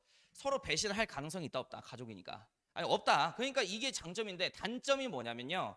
예를 들어서 선생님이 남동생 하나가 있어. 나도 이제 자식을 최근에 낳았단 말이야. 그리고 내 남동생도 나중에 결혼해서 자식을 낳을 거 아니야. 근데 이 자식의 자식, 자식의 자식, 자식의 자식, 자식의 자식, 자식의 자식, 자식의 자식, 자식의 자식, 자식의 자식. 그럼 여기 끝에 있는 새끼하고 여기 끝에 있는 새끼는 서로 가족이라고 생각할까요? 안 하겠지. 즉 이 혈연 관계는 처음에는 끈끈하나 시간이 지나면 지날수록 어떻게 된다? 약화된다라는 거야. 서로를 가족이라고 인식하지 않아요. 그럼 서로를 지켜줄까요? 지켜주지 않겠죠. 이로 인해서 봉건제 약화로 주나라가 나중에 무너지게 됐답니다. 자, 일단은 시간이 많이 흘렀어요. 그냥 간단하게만 좀 얘기할게. 지금 동아시아사처럼 자세하게 할 수는 없어가지고 시간이 많이 흐르게 되면서 혈연 관계가 크게 약화가 된 거야. 이제 서로를 가족이라고 잘 인지를 못해요. 근데 그때 무렵 주나라 수도 호경에 견융이라고 하는 북방민족들이 쳐들어오게 돼요. 당시 제후들은요, 아버지 천자를 지키기 위해서 군사를 보내줬어야 되는데 그때 당시 보내주지 않았단 말이야. 이로 인해서 천자가 살고 있는 수도 호경이 함락돼서 수도를 낙양이라는 곳으로 천도를 하게 됐답니다. 거기다 써놓으세요. 자, 원래 이 주나라의 수도는 호경이라고 하는 곳이었는데 이때 견융족, 북방민족 견융족의 침략에 의해서 호경이 함락되게 되자 낙양으로 수도를 천도하게 된 거야. 그래서 위치상 호경이 황허강 서쪽에 있어요. 자, 이때 견융족의 침략에 의해서 이게 함락됐다 보니까 낙양 동쪽으로 수도를 옮기게 돼. 그래서 이 시기부터 동쪽에 수도가 있는 주나라 시대라고 해서 동주시대라고 통칭을 하는 거야. 동주시대. 원래 주나라 수도가 여기 서쪽 호경이었어요. 견융족의 침략에 의해서 기원전 770년에 여기를 함락당하게 되자 수도를 낙양이라는 곳으로 옮기게 돼. 그래서 동쪽으로 이동을 했죠, 수도가. 그래서 동주시대. 그럼 선생님, 이 동쪽으로 낙양으로 수도 천도하기 전에 이 주나라 시대는 그러면 서주시대라 그러나요? 예, 맞습니다. 거기다 써놓으세요. 서주시대. 그때 호경은 서쪽에 있으니까요, 황허강. 그래서 서쪽에 수도가 있었던 주나라 시대 서주, 그리고 동쪽 낙양으로 천도한 이후의 시대를 동주시대 이렇게 부르는 거야. 그리고 이 동주시대를 니네 교과서에서는 이렇게 불러. 춘추 전국시대. 그럼 선생님, 왜 동주시대를 춘추 전국시대로 부르나요? 자, 일단은 이 동주시대 때 누가 태어나냐면 우리 공자님께서 태어나셔요. 이 공자님이 소속돼 있는 나라가 노나라야, 노나라. 그래서 이 노나라의 역사서가 춘추예요, 춘추. 그래서 공자님이 활동했던 시대 해갖고 이제 춘추시대 이렇게 부르는 거고, 나중에는 그냥 가족의 법도를 다 소실한 상태로 막 국가끼리 싸우기 시작한단 말이야. 이 시대를 전국시대라 그래. 그래서 이 시대를 춘추 전국시대라 그래요. 자, 일단 춘추시대부터 얘기를 할게요. 춘추시대 같은 경우에는요, 자 봅시다. 얘들아, 생각. 그 견융의 침략에 의해서 기존 수도 호경이 함락됐죠. 그리고 얘네들의 침략에 의해서 수도가 뺏겨서 지금 도망치듯이 낙양으로 수도를 천도했단 말이야. 자, 그러면 주나라의 황제, 즉 천자는 이때 당시 힘이 강하게 약하게? 엄청 약해요. 오히려 자식들인 제후들의 힘이 더 강한 상태야. 자, 근데 아직까지는 걷다 써나 가족관계 질서는 유지가 된 상태예요. 그러니까 저 천자가 힘이 약할지언정 우리 아빠 국가라고 하는 인식은 아직 있었던 거야. 이때 당시 여러 민족들이요, 이 천자 하나만 제끼면 중국 땅 다 먹을 수 있으니까 천자가 있는 낙양으로 계속 공격이 들어오기 시작합니다. 그럼 이 천자의 자식들인 이 제후국가들은 천자를 어떻게 해야 돼? 지켜야겠지. 이 국제 질서를 조낭양이라고 얘기를 하는 거야. 이민족의 침략으로부터 우리 아버지 천자국을 수호하자. 이걸 조낭양이 국제 질서라 그래요. 이 조낭양의 국제 질서를 이끌었던 가장 힘이 강한 5국가를 춘추 5패라고 부르는데, 여기다가 별표 춘추 5패. 그러니까 이제 그 아버지가 힘이 약하게 되자 그 자식 중에 가장 힘이 센 5국가가 이민족의 침략으로부터 우리 아버지 천자국을 보호하자, 이들을 통칭 춘추 5패라 그래요. 제나라, 진나라, 초나라, 오나라, 월나라 이렇게 있다라는 거. 근데 내가 생각했을 때 니네들 이거 외워야 될 것 같아. 왜 그러냐면 사진에 있어요. 그러니까 변별을 낼 수 있는 게 없거든. 지금 현재 교과서가 너무 쉬워져가지고 이런 사진 정보 갖다가 아마 지엽적으로 내서 변별을 할 것 같아. 그리고 여태 춘추 시대 때 유행했던 전술은 마차전이야. 왜 그러냐면 봐봐. 춘추 시대 때 중국인들의 세계관은 딱 여기가 다예요. 화북이 그 천하지 않았어요. 하늘 아래 모든 땅. 그러니까 얘네들의 머릿속에는 하늘 아래 모든 땅이 여기 딱 화북 지역밖에 없는 거야. 여기는 참고로 다 평야밖에 없습니다. 그래서 평야에서 마차전을 주로 했었어요. 마차가 뭔지는 아시죠? 말이 끄는 그 술에 타가지고 이렇게 빵 부닥치면서 싸우는 거야. 실경 그냥 좀 얘기 좀 들어봐. 그러니까 마차전 어떻게 하냐면은 이때 당시 마차전을 할 때도 예의격식은 다 차르고 마차전을 해요. 예를 들어 뭐 오나라하고 초나라하고 싸워요. 이 오나라가 일단은 뭐 싸울 준비 전열을 다 가다듬었단 말이야. 근데 여기 초나라는 아직 좀 전열을 가다듬는 준비를 하고 있어요. 그럼 이때 오나라가 치면 이길 확률이 크잖아. 치지 않아요. 왜 그러냐면 서로 가족이기 때문에 예의 격식을 차리면서 싸워야 돼요. 그래서 그 다 전열 가다듬을 때까지 기다린 다음에 다 가다듬으면 하나 둘 셋 하면서 빵 부닥치면서 싸우는 거야. 이거를 마차전이라고 얘기를 한답니다. 자, 그리고 이제 전국시대로 넘어갈게요. 원래 이 춘추시대도 국가끼리 막 싸우다가요, 요새는 이제 가게 되면 가족관계 질서, 즉 혈연관계 질서가 아예 박살난 시대가 전국시대야. 그래서 힘이 약할지언정 옛날에 춘추 시대에는 내 동생 국가를 병합하지 않았는데 이제 힘이 약한 국가가 있다면 내 형 국가든 아비 국가든 동생 국가든 병합하고 보는 거야. 자, 이렇게 해서 계속 싸우다 보니까요. 총 7개의 국가만 살아남게 돼요. 그래서 이거를 전국 칠홍 이렇게 부른답니다. 자, 여기다 별표 전국 칠홍. 그래서 전국 시대 때 국제 질서는 약육강식이야. 약하면 강한 국가한테 잡아먹히는 게 순리요. 강한 국가는 약한 국가를 병합하면서 더욱더 강해지는 거죠. 그리고 전국 시대 때 전술은 마차전에서 보병전으로 바뀌어요. 왜 그러냐면 봐봐. 전국 시대 때는 여기 중국 강남 지역까지 천하관이 확대가 된단 말이야. 아, 하늘 아래 모든 땅이 여기 평야인 화북만 있는 줄 알았더니 여기 강남도 있더라. 그래서 이 강남에서 또 전투를 하기 시작하는데 여기가 지역적으로 좀 덥고 습해요. 늪지대가 많단 말이야. 그럼 그 늪지대에서 마차 타고 싸워버려?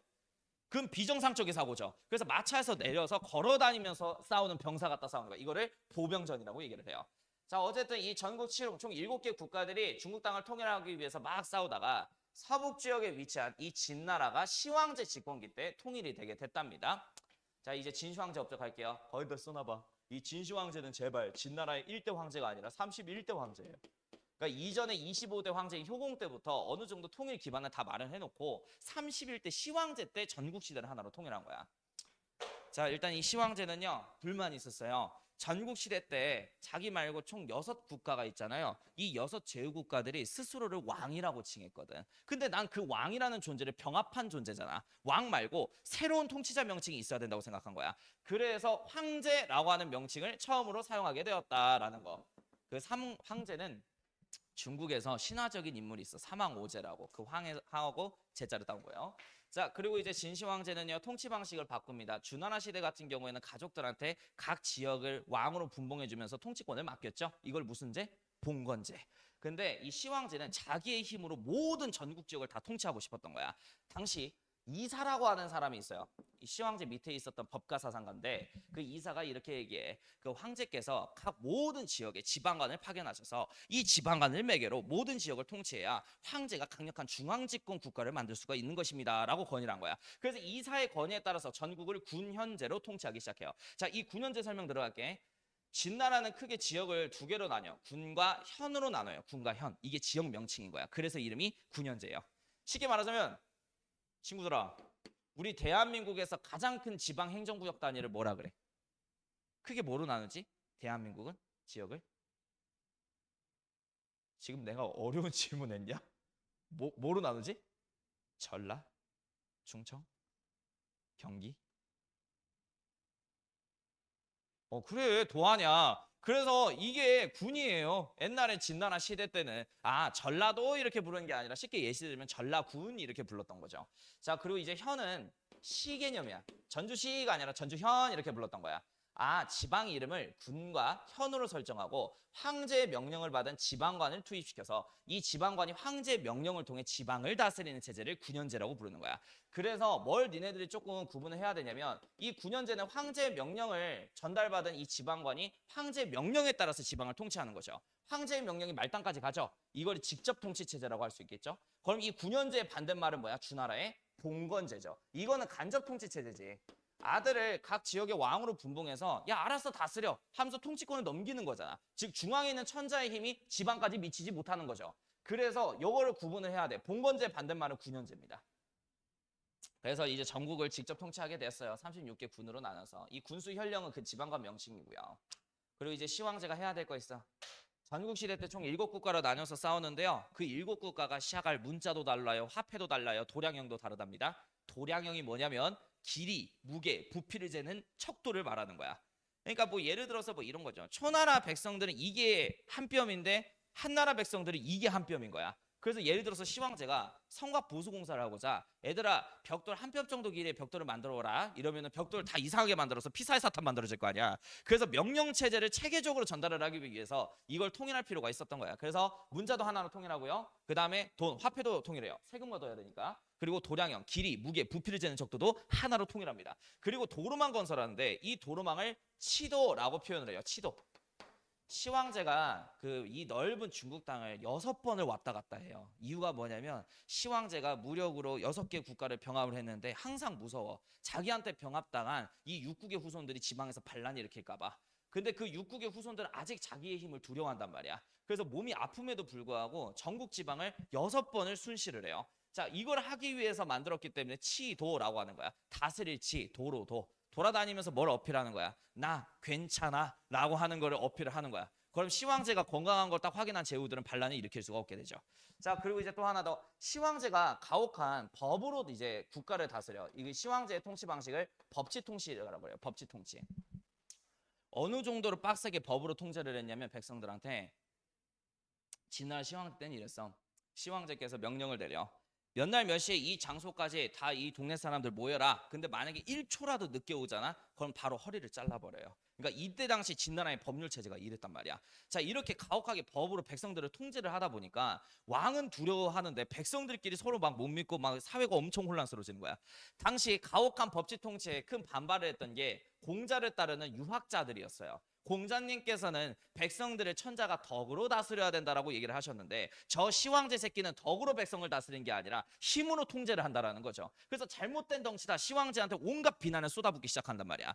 그러면 이 유학자들은 시황제 입장에서 어떻게 보이겠어요? 여기까지 보이겠죠. 그래서 저 유학자들 공부한 책들 다 태워버려. 이걸 분서라 그래. 그래서 이때 유학 경전들이 대부분 훼손이 돼요. 근데 우리가 알고 있는 뭐 시경, 서경, 역경, 예기, 춘추 같은 유학 경전들이 있죠. 그건 어떻게 보존됐냐면 당시 진나라 병력들이 유학자들 집 쳐들어가고 유학책을 다 태울 때 그 벽지를 뜯어다가 그 벽지 안에다가 보관을 해놓은 거야. 그래서 그런 거 몇 개는 안 걸려서 유학 경전 몇 개는 살아남게 됐답니다. 그리고 이제 학자들 입장에서는 목숨과 같은 보물이 책이란 말이야. 근데 그 시황제가 사상 통제하겠다고 자기 책을 막 태우는 거야. 그래서 시황제한테 더 반발을 막 더 하기 시작해요. 그래서 이런 분서 정책에 반대하는 유학자들을 생매장시켜요. 이걸 갱유라 그래. 그래서 이걸 합쳐서 분서갱유라 그래. 그럼 봐봐, 생각해봐. 이때 당시 이 분서갱유 사건으로 인해서 유학이라고 하는 종교의 영향력은 증가했겠어요, 감소했겠어요? 감소한 거야. 시황제의 가혹한 그 통치 방식으로 인해서. 그래서 진나라 때는 유학의 영향력이 낮아요. 알겠지? 절대 높을 수가 없어. 탄압을 심하게 했다 보니까. 우리 흉노 얘기할게요. 흉노. 자, 흉노는 북방민족입니다. 당시 흉노가 대제국이었고요. 그러니까 좀 예시를 들자면 흉노가 이제 전성기 때 영토가 한 요만하거든. 여기가 이제 만리장성이고 진나라가 한 요만하다고 보시면 돼요. 당시 진나라보다 흉노가 국방력이 막강해 강해. 그리고 얘네들이 여기가 춥잖아. 먹을 게 없을 때마다 맨날 여기 만리장성 이남인 진나라 쳐들어와서 약탈하고 막 그런단 말이야. 그래서 진나라 시황제는 저 흉노를 토벌하고자 여기다 별표 모염이라고 하는 사람을 흉노가 있는 오르도스 지역으로 보내게 돼요. 그래서 이 모명 장군이 흉노를 몰아내요. 하남 일대 지역에서.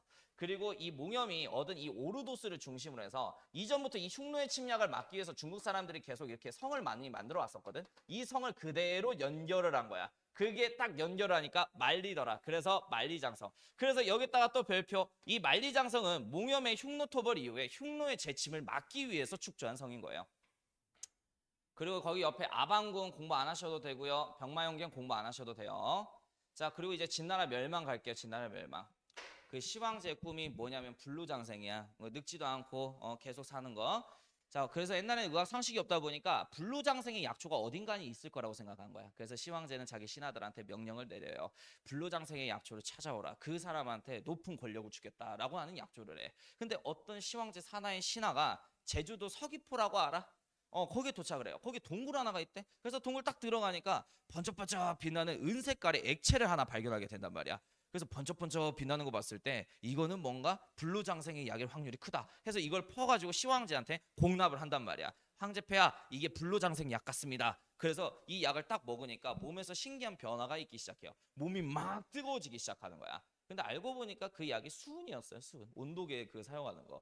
그 수은이 납이잖아. 납은 독이에요, 인간한테. 그러니까 독성분이 들어가니까 간이 해독을 하려고 열을 내는 건데 옛날에는 의학 상식이 없다 보니까 젊을 때 혈기를 찾는 거라고 생각한 거야. 그래서 시황제가 끼니 때마다 처먹어요. 이러다 보니까 애가 이제 미치기 시작해서 나중에 폭정정치 빠지기 시작한 거고 몸이 많이 안 좋아진 거야. 근데 그렇게 수은 중독으로 인해서 몸이 안 좋아진 상황에도 불구하고 지방 제후들이 시작할 반란 일으킬 수 있어 하면서 이제 순시하다가 거기서 갑자기 죽게 돼요. 근데 그때 당시 옆을 지키고 있었던 게 법가사상가 이사였단 말이야. 9년제 권위했던. 근데 이사가 황제폐하 이렇게 얘기를 하는데 마차에 타고 있는 황제가 아무 말이 없는 거야. 그래서 커튼 딱 열어보니까 시황제 이렇게 딱 뒤져 있었던 거죠. 그래서 이사는 그때 존나 소름 끼쳤어요. 이유가 뭐냐면 지금 각 지방에 있는 제후들이 시황제가 지방 순시 때 죽은 걸 알게 된다면 제후들이 뭘 일으킬 가능성이 커.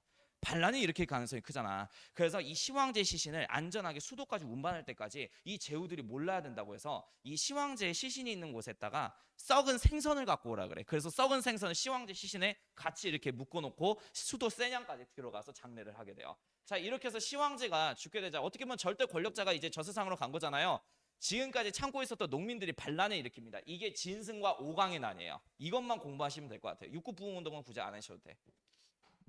진승과 오강은 시황제 그 사후에 있었던 백성들인데요. 어느 날 요역 그 공사 현장 동원 명령을 받은 거야. 그래서 마을 사람들하고 이제 가고 있었어요. 요역 장소로. 근데 원래 이웃 마을을 이제 거쳐서 가야 되는데 이웃 마을에 장맛비가 하도 세게 내려가지고 거기 다리가 빠갈난 거야. 그래서 이 다리를 다시 공사를 하고 가야 되는 상황이에요. 그렇게 되면 보통 하루 늦게 되거든. 근데 이제 진나라 법 체제 자체가 1초라도 요역 현장에 늦게 도착하면 허리 잘라버린다 그랬었잖아. 그래서 이때 진승 오강 마을 사람들이 모여가지고 이런 생각한 거야. 아니 어쨌든 가도 뒤지고 씨발 안 가도 뒤지는 거 여기에서 한번 홈이라도 들어보고 뒤져보자 해서 이 진승과 오강이 먼저 반란을 시작했고요. 이 소식을 들었던 각 지역에 있었던 백성들도 다 반란을 일으키기 시작해. 그리고 이 육국부흥운동이 뭐냐면 파방 진나라가 7국가 중에 하나잖아요. 6국가를 병합해서 중국을 통일한 거죠. 그럼 진나라한테 병합당한 나라가 6국이잖아. 이 6국의 후손들이 시황제가 뒤졌어? 그러면 우리 국가 다시 부흥시켜야지 하면서 전국 각지에서 반란을 일으킨 거야. 자, 이렇게 해서 밀란과 6국 부흥운동은 초나라와 한이라는 나라로 정리가 되게 돼요. 딱 이제 두 나라 남은 거야. 중원 땅을 통일하는 데 있어서. 그래서 이 초나라와 한나라가 중원 통일 전쟁을 하는데 야, 니네 초한지 읽어봤어? 초한지.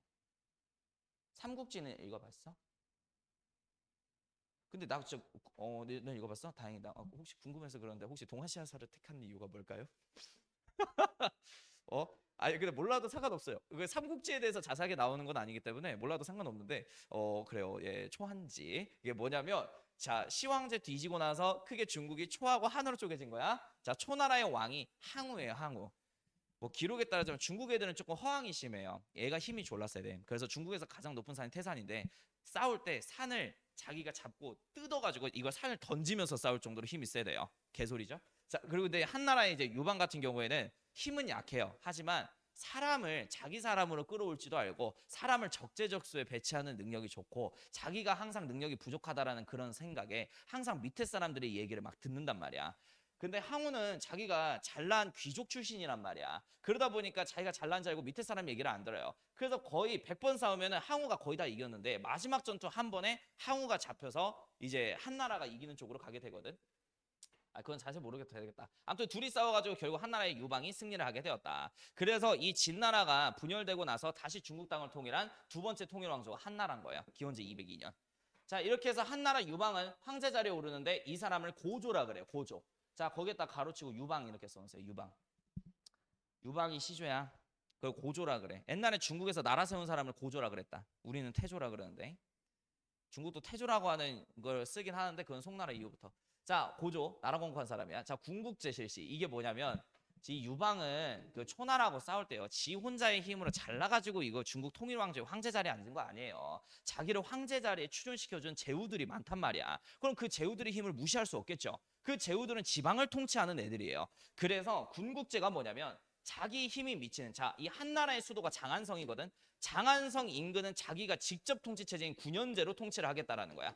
그리고 제후들이 다스리고 있는 각 지방은 하나의 국가로 제후들한테 통치권을 넘겨주겠대요. 이거를 봉건제라고 하죠.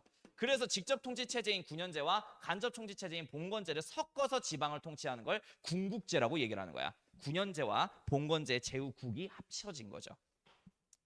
다시 말하지만 장안성 인근의 수도권 지역은 황제 힘이 미치니까 자기가 직접 통치 체제인 군현제로 다스리고 제후들이 다스리는 각 지역은 제후들을 왕으로 분봉해서 제후들한테 통치권을 맡기는 봉건제로 다스린다. 이걸 군국제라 그래. 그래서 이 군국제의 실시 배경을 쓰세요 하면은 이렇게 쓰시면 돼요. 제후들의 힘이 건국 당시에 너무 강해서라고 쓰시면 돼요.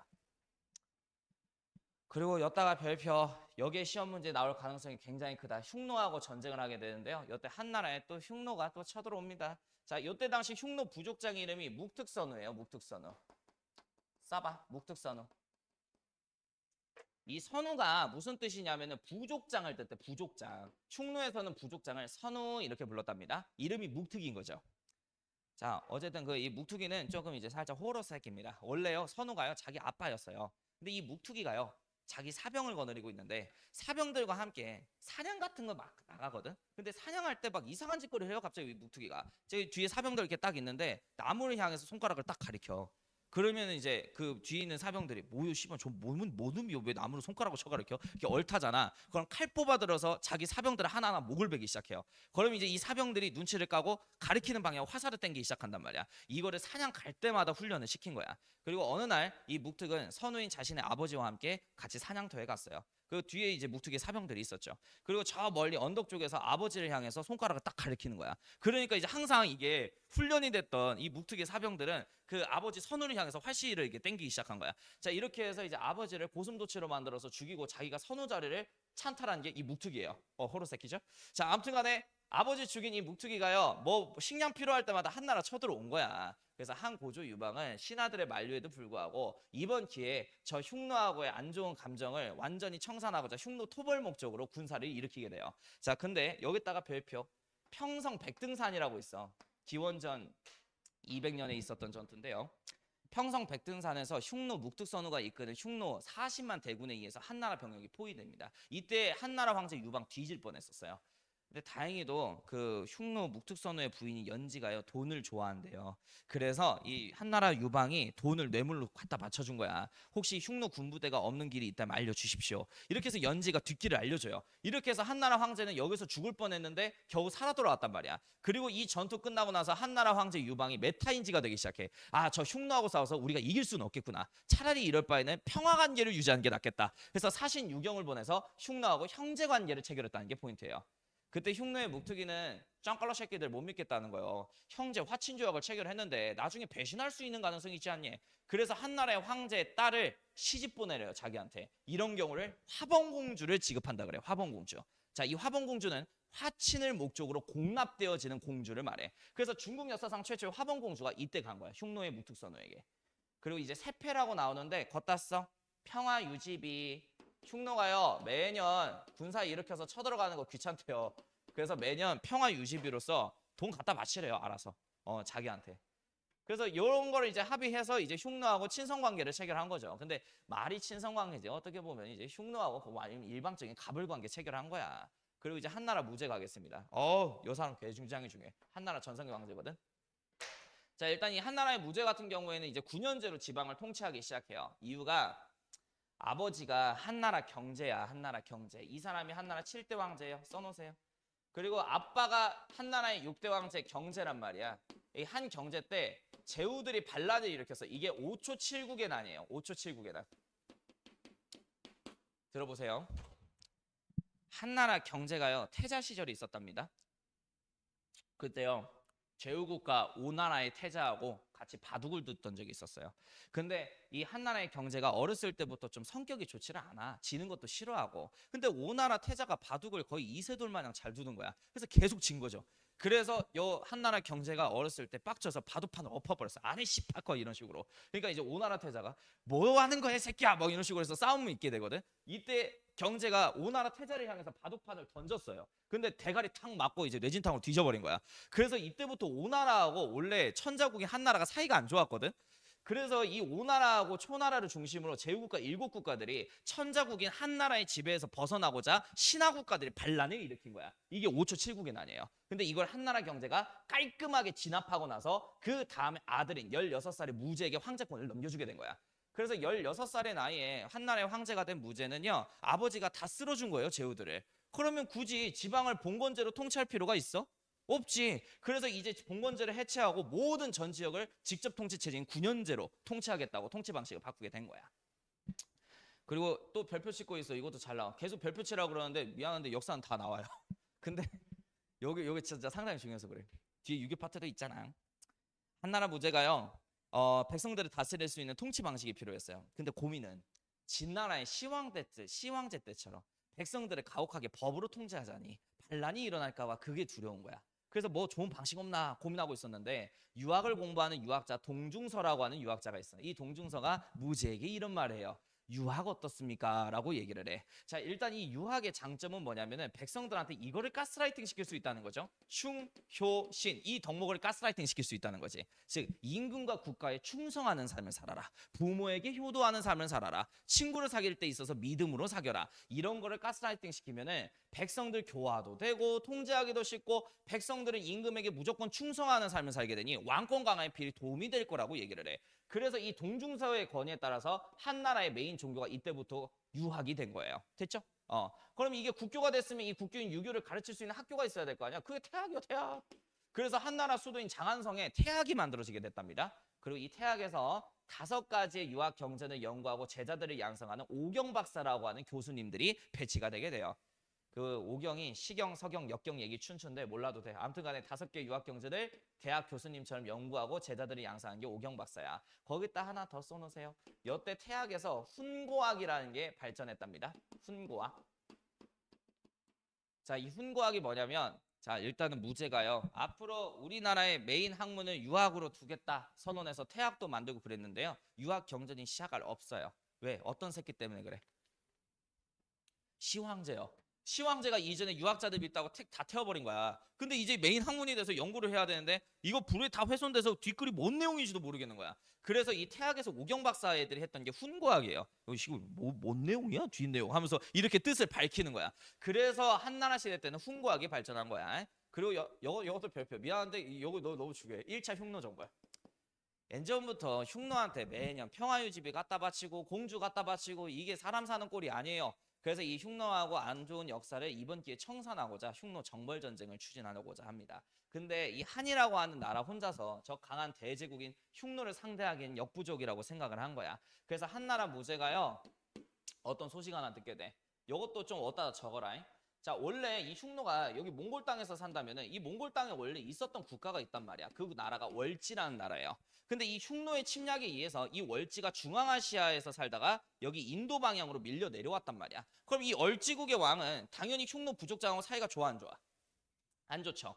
그래서 한나라의 무제는 저거다 저거. 월지국에 사신을 보내서 저 월지하고 우리 한제국이 동맹을 체결해서 이 2개 국가가 흉노를 때리면 되겠구나. 그래서 저기 월지가 있는 저기 서역 방향으로 파견을 합니다. 예, 파견을 해요. 누구를 파견하냐면 장건이라고 하는 사람을 파견을 해. 장건. 별표 장건.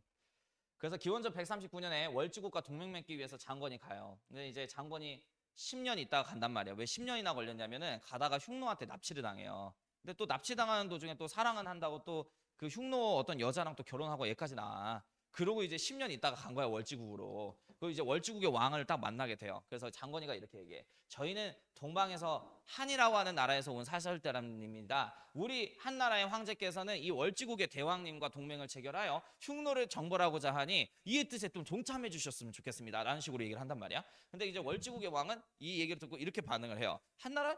씨발 듣도 보지도 못한 듣보잡 나라인데? 나는 그런 듣보잡 나라하고 동맹을 체결할 수는 없대요. 돌아가라 이런단 말이야. 결국엔 동맹 맺는 데는 실패를 한 거야. 그리고 나서 이제 한나라 수도 장안성에 다시 들어오게 돼요. 장군은 일단 뭐 미션 실패했죠. 황제 앞에서 할 말이 없어요. 그래서 이때 장건이가 머리 써서 또 이렇게 말한단 말이야 무제한테. 그래서 무제가 야 동맹 맺었냐 이렇게 얘기를 하니까 장건이가 이렇게 얘기해. 동맹 맺는 데는 실패했는데요. 제가 저 월지하고 동맹을 체결하고자 저기 서역까지 갔는데 월지국 말고도 여러 국가하고 여러 민족이 거기에 살던 납니다. 그래서 이 서역 국가들하고 한나라가 교역할 수 있는 교역길을 하나 만들면 장차 이 한나라의 큰 부로 이어질 것입니다 라고 얘기한 거야. 자, 이렇게 해서 인도 방향, 서역 방향과 한나라를 잇는 실크로드, 비단길이 이것 때문에 만들어지게 된 거야. 그래서 이었다 펠페 이거 졸라주게요. 그래서 인도하고 중국하고 있는 교역길인 비단길은 장건의 월지국 파견 사건으로 인해서 만들어졌다. 거기다 또 돼지꼬리하고 좀 쓰늘래요? 이 비단길을 통해서 무슨 종교가 들어오게? 부처님이 어느 나라 사람? 예, 맞아요. 뭐 불교 사람 아니고 뭐 인도 사람인데 예, 불교 들어와요. 예, 그 말씀하고 싶은 거잖아요. 자, 그래서 이제 비단길을 통해서 1세기 후한 시대 때 이 길을 통해서 불교가 들어올 수 있게 된 거야. 이때 만들어진 길로. 그래서 1차 흉노 정벌을 떠납니다. 어떤 한 나라가 단독적으로 그냥 정벌 전쟁을 추진해요. 아까도 얘기했지만 저 흉노는 몽골 땅에서 살고 있는 유목민족이에요. 유목민족은 수도가 있습니까 없습니까? 없어요.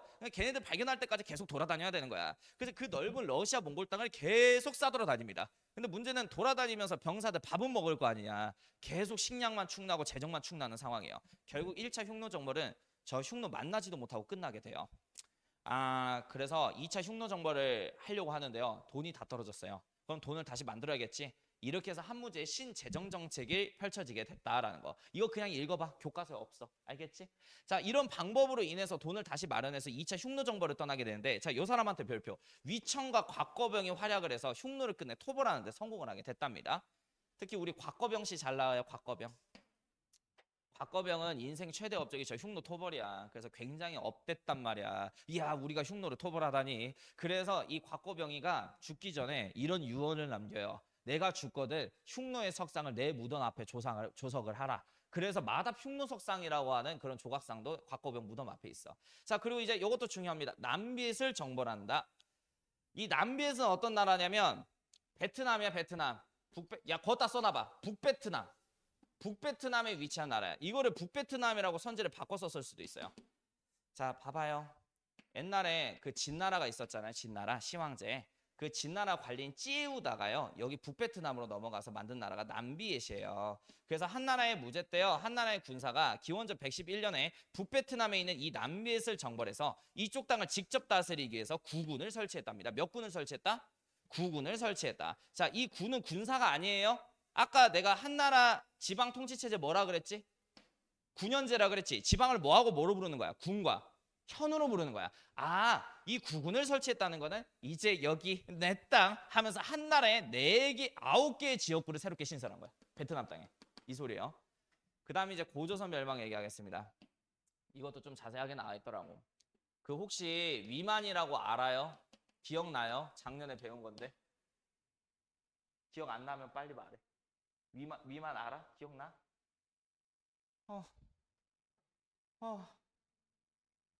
거기부터 들어. 봐봐. 이렇게 있다고 한다면 여기 이제 고조선이 있었어 원래. 근데 봐봐. 여기 지금 현재 베이징 있는 데 있잖아요. 중국일 수도. 거기 그 전국 칠웅 중에 연이라고 하는 나라가 있었어. 전국 시대에. 근데 이 연나라의 왕이요. 당시에 그 진안 교체기 때 라인 잘못 타서 그 뒤지게 생긴 거야. 그래서 연왕은 당시 백성들을 버리고 흉노로 도망을 가는 선택을 하게 돼요. 당시 연왕을 모시고 있었던 신하가 위만이라고 하는 연나라 신하였어. 근데 왕 새끼는 갑자기 지 죽는 거 무섭다고 흉노로 도망을 가버린 거야. 백성들이 여기 있다가 다 죽게 생겼어요. 그래서 차라리 연나라 고조선으로 망명하자 해서 이 연나라의 백성들을 이끌고 위만이라고 하는 연나라 백성이 고조선 신하로 망명해서 들어오게 된 거야. 근데 이 위만이 고조선에 들어오자마자 군사 쿠데타를 벌여서 이 고조선의 왕이었던 준왕을 남방의 진이라고 하는 나라에 있어. 혹시 그 사만이라고 들어봤어요? 마한 변한 진한? 오케이, 다행이다. 그거를 다 통틀어 진국이라고 불러요. 진국. 뭐라고? 진나라. 마한 변한 사만을 진나라 이렇게 부른 거야. 그래서 이 준왕을 남방으로 쫓아내고요. 이 고조선을 먹게 됩니다. 근데 연나라 사람이었던 위만이 쿠데타를 통해서 고조선의 왕의 자리에 올랐으나 국가 이름은 따로 바꾸지 않고 고조선이라는 이름을 똑같이 통치한단 말이야. 그래서 역사학자들은 이 시대를 위만조선 시대라고 부르는 거야. 됐지? 자, 그래서 원래 이 위만조선은 어떻게 해서 먹고 살았냐면 중국의 한나라하고 여기 남방의 진나라 사이에 중개무역을 도와주면서 먹고 살았어요. 어떻게 된 거냐면 우리 한나라 무제는 어디를 토벌하고자 해요? 흉노. 그럼 전쟁을 하려면 뭐가 많이 생산돼야 돼? 무기가 많이 생산돼야겠죠. 그럼 그 무기를 만드는 이때 당시 원재료가 뭐예요? 철이잖아. 그래서 철을 어딘가에선 수입을 해와야 돼. 중국에선 철이 잘 생산 안 되기 때문에. 철이 많이 나오는 곳은 여기 사만 중에 변한 지역입니다. 즉 진국에서 철이 많이 나와요. 근데 이때 당시에는 해상 교역 기술이 있을까? 없단 말이야. 그래서 여기 바닷길로 교역하면 물고기 밥 되기 쉬워요. 그래서 안전하게 무슨 길로 교역하자? 육지길로 교역하자. 근데 가운데 껴있는 게 어떤 나라더라? 고조선이더라. 그래서 위만조선은 이 한과 진나라 사이에서 철 무역을 중간에서 도와주면서 스스로 챙겨 먹으면서 이익을 얻었던 나라였던 거야. 근데 한무제가요 1차 흉노정벌 실패하고 나서 나라에 돈이 없어진 거예요. 근데 계속 이렇게 스스로 챙겨주면서 무역하자니 재정적으로 많이 부담이 된 거죠. 그래서 한나라의 무제가 고조선의 왕한테 이렇게 선언해. 지금까지 그 무역 도와줘서 고마운데 우리가 돈이 없어서 그러는데 저기 남방의 진나라하고 너네 통해서 중개무역 하지 않고 해상교역길로 직접 교역할 거야. 알아둬. 이런 식으로 얘기를 한 거야. 그럼 지금까지 이걸로 먹고 살았는데 고조선은 이렇게 되면 말라 뒤지게 되잖아. 그래서 고조선은 여기에 대한 악감정으로 그럼 난 니들 적국이 흉노하고 동맹 맺을 거임 해서 위만조선과 흉노가 동맹관계에 들어가게 돼. 그래서 이 흉노를 기원전 121년에 한무제가 토벌하고 나서 그 다음 타겟으로 삼은 게 고조선이 된 거예요. 이렇게 해서 한무제의 군사 공격에 의해서 기원전 108년에 멸망을 하게 되었고요. 여기에다가 몇 개의 지역을 설치했다? 4개를 설치했다. 이거를 그래서 한사군이라고 우리가 한국사 할 때 배웠죠. 일본 역사 할게요. 빨리 여기 베트남까지는 하고 오늘 끝내게. 자, 1세기가 이거야. 1년부터 99년까지야. 여태 일본에는 100여 개의 소국이 존재했는데요. 하나만 알아두세요. 자, 여기다가 별표. 자, 노국왕 별표, 노국왕. 일본 열도에는 100여 개의 소국이 있었는데요. 그 중에 대표적인 나라가 노국이라는 나라예요. 근데 이 노국이요. 봐봐. 한 나라의 특징 알려줄게. 한이라고 하는 중국 국가의 특징은 자기가 정벌이 가능하잖아요. 그럼 정벌을 해서요. 거쪽 지역에 군과 현을 설치해서 엔간에서는 자기가 직접 통치하려고 그래요. 정벌이 가능한 지역 같은 경우에는. 근데 정벌이 불가능한 지역이 있을 거 아니야. 그게 뭐 대표적으로 일본이에요. 여기는 섬이잖아. 바다 건너 쳐들어가야 돼. 그렇다 보면은 여기 쳐들어가는데 재정도 많이 들어가고 또 실패 확률도 크단 말이야. 그래서 일본은 우리가 정벌할 수 없는 지역이라고 본 거예요. 한나라 황제가. 정벌을 못한다면은 조공 채봉 관계 질서로 그 지역과 나라를 통제하려고 하는 게 한나라의 지배의 특징이에요. 그럼 선생님, 조공 채봉은 뭔가요? 자, 채봉이 뭐냐면 신하국가이자 자식국가로 임명하는 거를 채봉한다 그래. 뭐라고?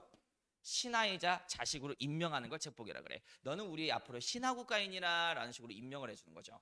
자, 그럼 신하이자 자식이 되면 이제 뭘 해야 되냐면 매년 조공이라는 걸 갖다 바쳐야 돼요.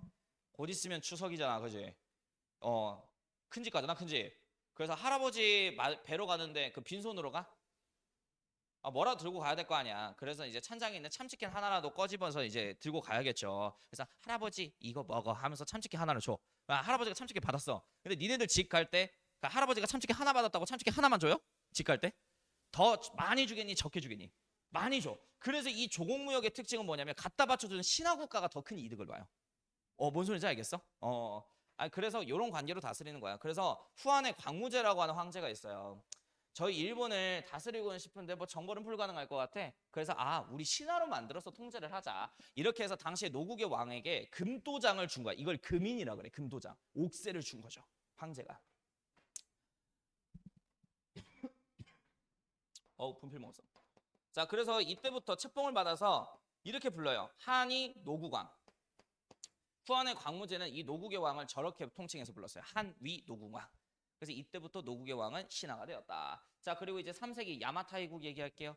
100여 개의 소국으로 난립됐던 일본 열도가요. 30여 개의 연합국가로 합치게 됩니다. 30여 개의 국가가 연합국가로 뭉친 거야. 이거를 야마타이국이라 그래.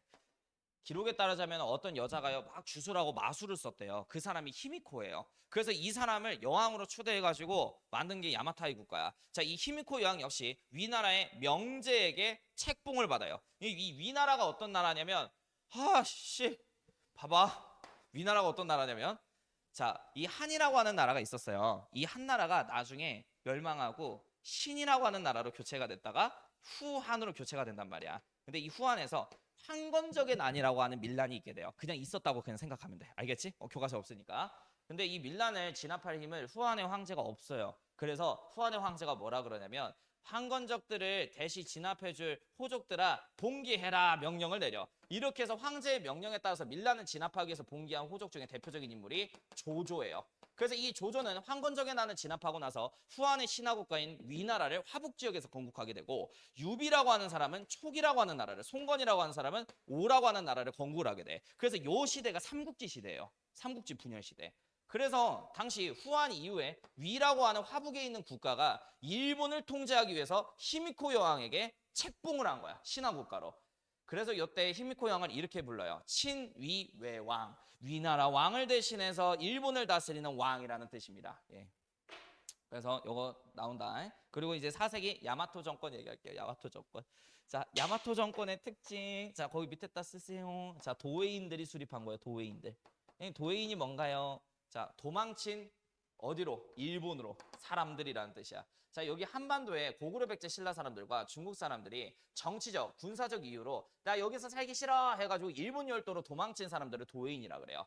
특히 여기 도웨인은 백제인들이 많습니다. 그래서 이 백제인들이 많이 넘어가가지고 일본 열도에서 만든 연합정권 이름이 야마토 정권이다. 그래서 거기다가 좀 연도 써놓을 테니까 써놔. 4세기부터 710년까지가 야마토 정권 시대예요. 연도 외워야 돼. 일본 국가는. 나올 가능성이 커. 자, 그리고 이제 베트남 요거까지만 하고 오늘 마무리 할게요. 그리고 요거까지 공부해 오시면 돼요. 따라라. 자, 볼게. 베트남. 베트남 최초의 청동기 국가가 반란국이야. 몰라도 돼. 안 나와. 니네 교과서에. 그리고 안정부엉이라고 하는 사람이 만든 그 두 번째 왕조가 어우라 왕국이에요. 몰라도 돼. 안 나와. 교과서에. 자, 그리고 이제 남비시라고 하는 나라인데 이 나라가 중요해요. 왜 그러냐면 베트남 사람들은 스스로를 비엣족이라고 자칭한단 말이야. 아, 나의 민족의 정체성은 어떤 국가로부터 시작됐다? 남비엣부터 시작됐다라고 보는 거야. 그래서 이 국가가 중요하고요. 다시 말하지만 진나라 시황제 밑에 있었던 관리 찌우다가 여기 북베트남 지역에 넘어와서 어우라 왕국을 무너뜨리고 이 나라를 건국을 하게 된 거야. 중요한 건 이거죠. 이 남비엣은 농경과 해상무역으로 잘 살고 있다가 어떤 황제의 공격에 의해서 한 나라의 지역으로 병합됐다? 한무제의 공격으로 병합됐다. 그리고 한무제는 이쪽 땅을 직접 통치하기 위해서 몇 개의 지역을 돈다? 9개의 지역을 돈다. 근데 이 베트남 사람들이 전국 애들의 지배에서 벗어나고 싶지 않을까? 그래서 독립운동을 한 게 찡짝찡리의 찡자매의 독립운동이에요. 40년부터 43년까지. 이름이 찡짝찡리예요. 그래서 저 찡짝찡리 자매가요. 베트남 사람들이 이끌고 반란을 일으켜서 이 한나라한테 빼앗긴 50여 개의 성을 탈환을 하는데 결국에 잡혀서 진압당해서 이 둘 처형당하게 됩니다. 그리고 이제 진압당한 이후에 당나라가 멸망할 때까지 약 1000년 동안 지배를 받는 게 베트남 친구들이에요. 자, 다시. 당나라가 무너지는 그 순간까지 1000년 동안 지배를 받는다 그랬잖아. 그럼 이제 베트남에서 거의 나온다 안 나온다? 안 나와요. 지배를 당하고 있기 때문에. 그리고 마지막 푸난. 푸난은 여기가 베트남이야, 친구들아. 여기가 이제 베트남이고 여기가 이제 남비엣이 이렇게 있잖아. 자, 여기가 이제 캄보디아예요. 캄보디아. 캄보디아에 있는 고대 국가를 푸난 이렇게 부르는 거야. 푸난. 그래서 여기 위치상 여기 옆에 인도가 있거든. 인도하고 동남아하고 이렇게 사이에서 중개무역 도와주면서 푸나는 경제적으로 먹고 살아요. 그리고 요거 별표 여기 아마 나올 것 같아. 대표적인 그 중개무역의 메카 옥메오입니다. 아니 오게오. 됐어요. 오늘 여기까지. 학교에서 불교까지 나갔다며. 다 따라잡았다 거의.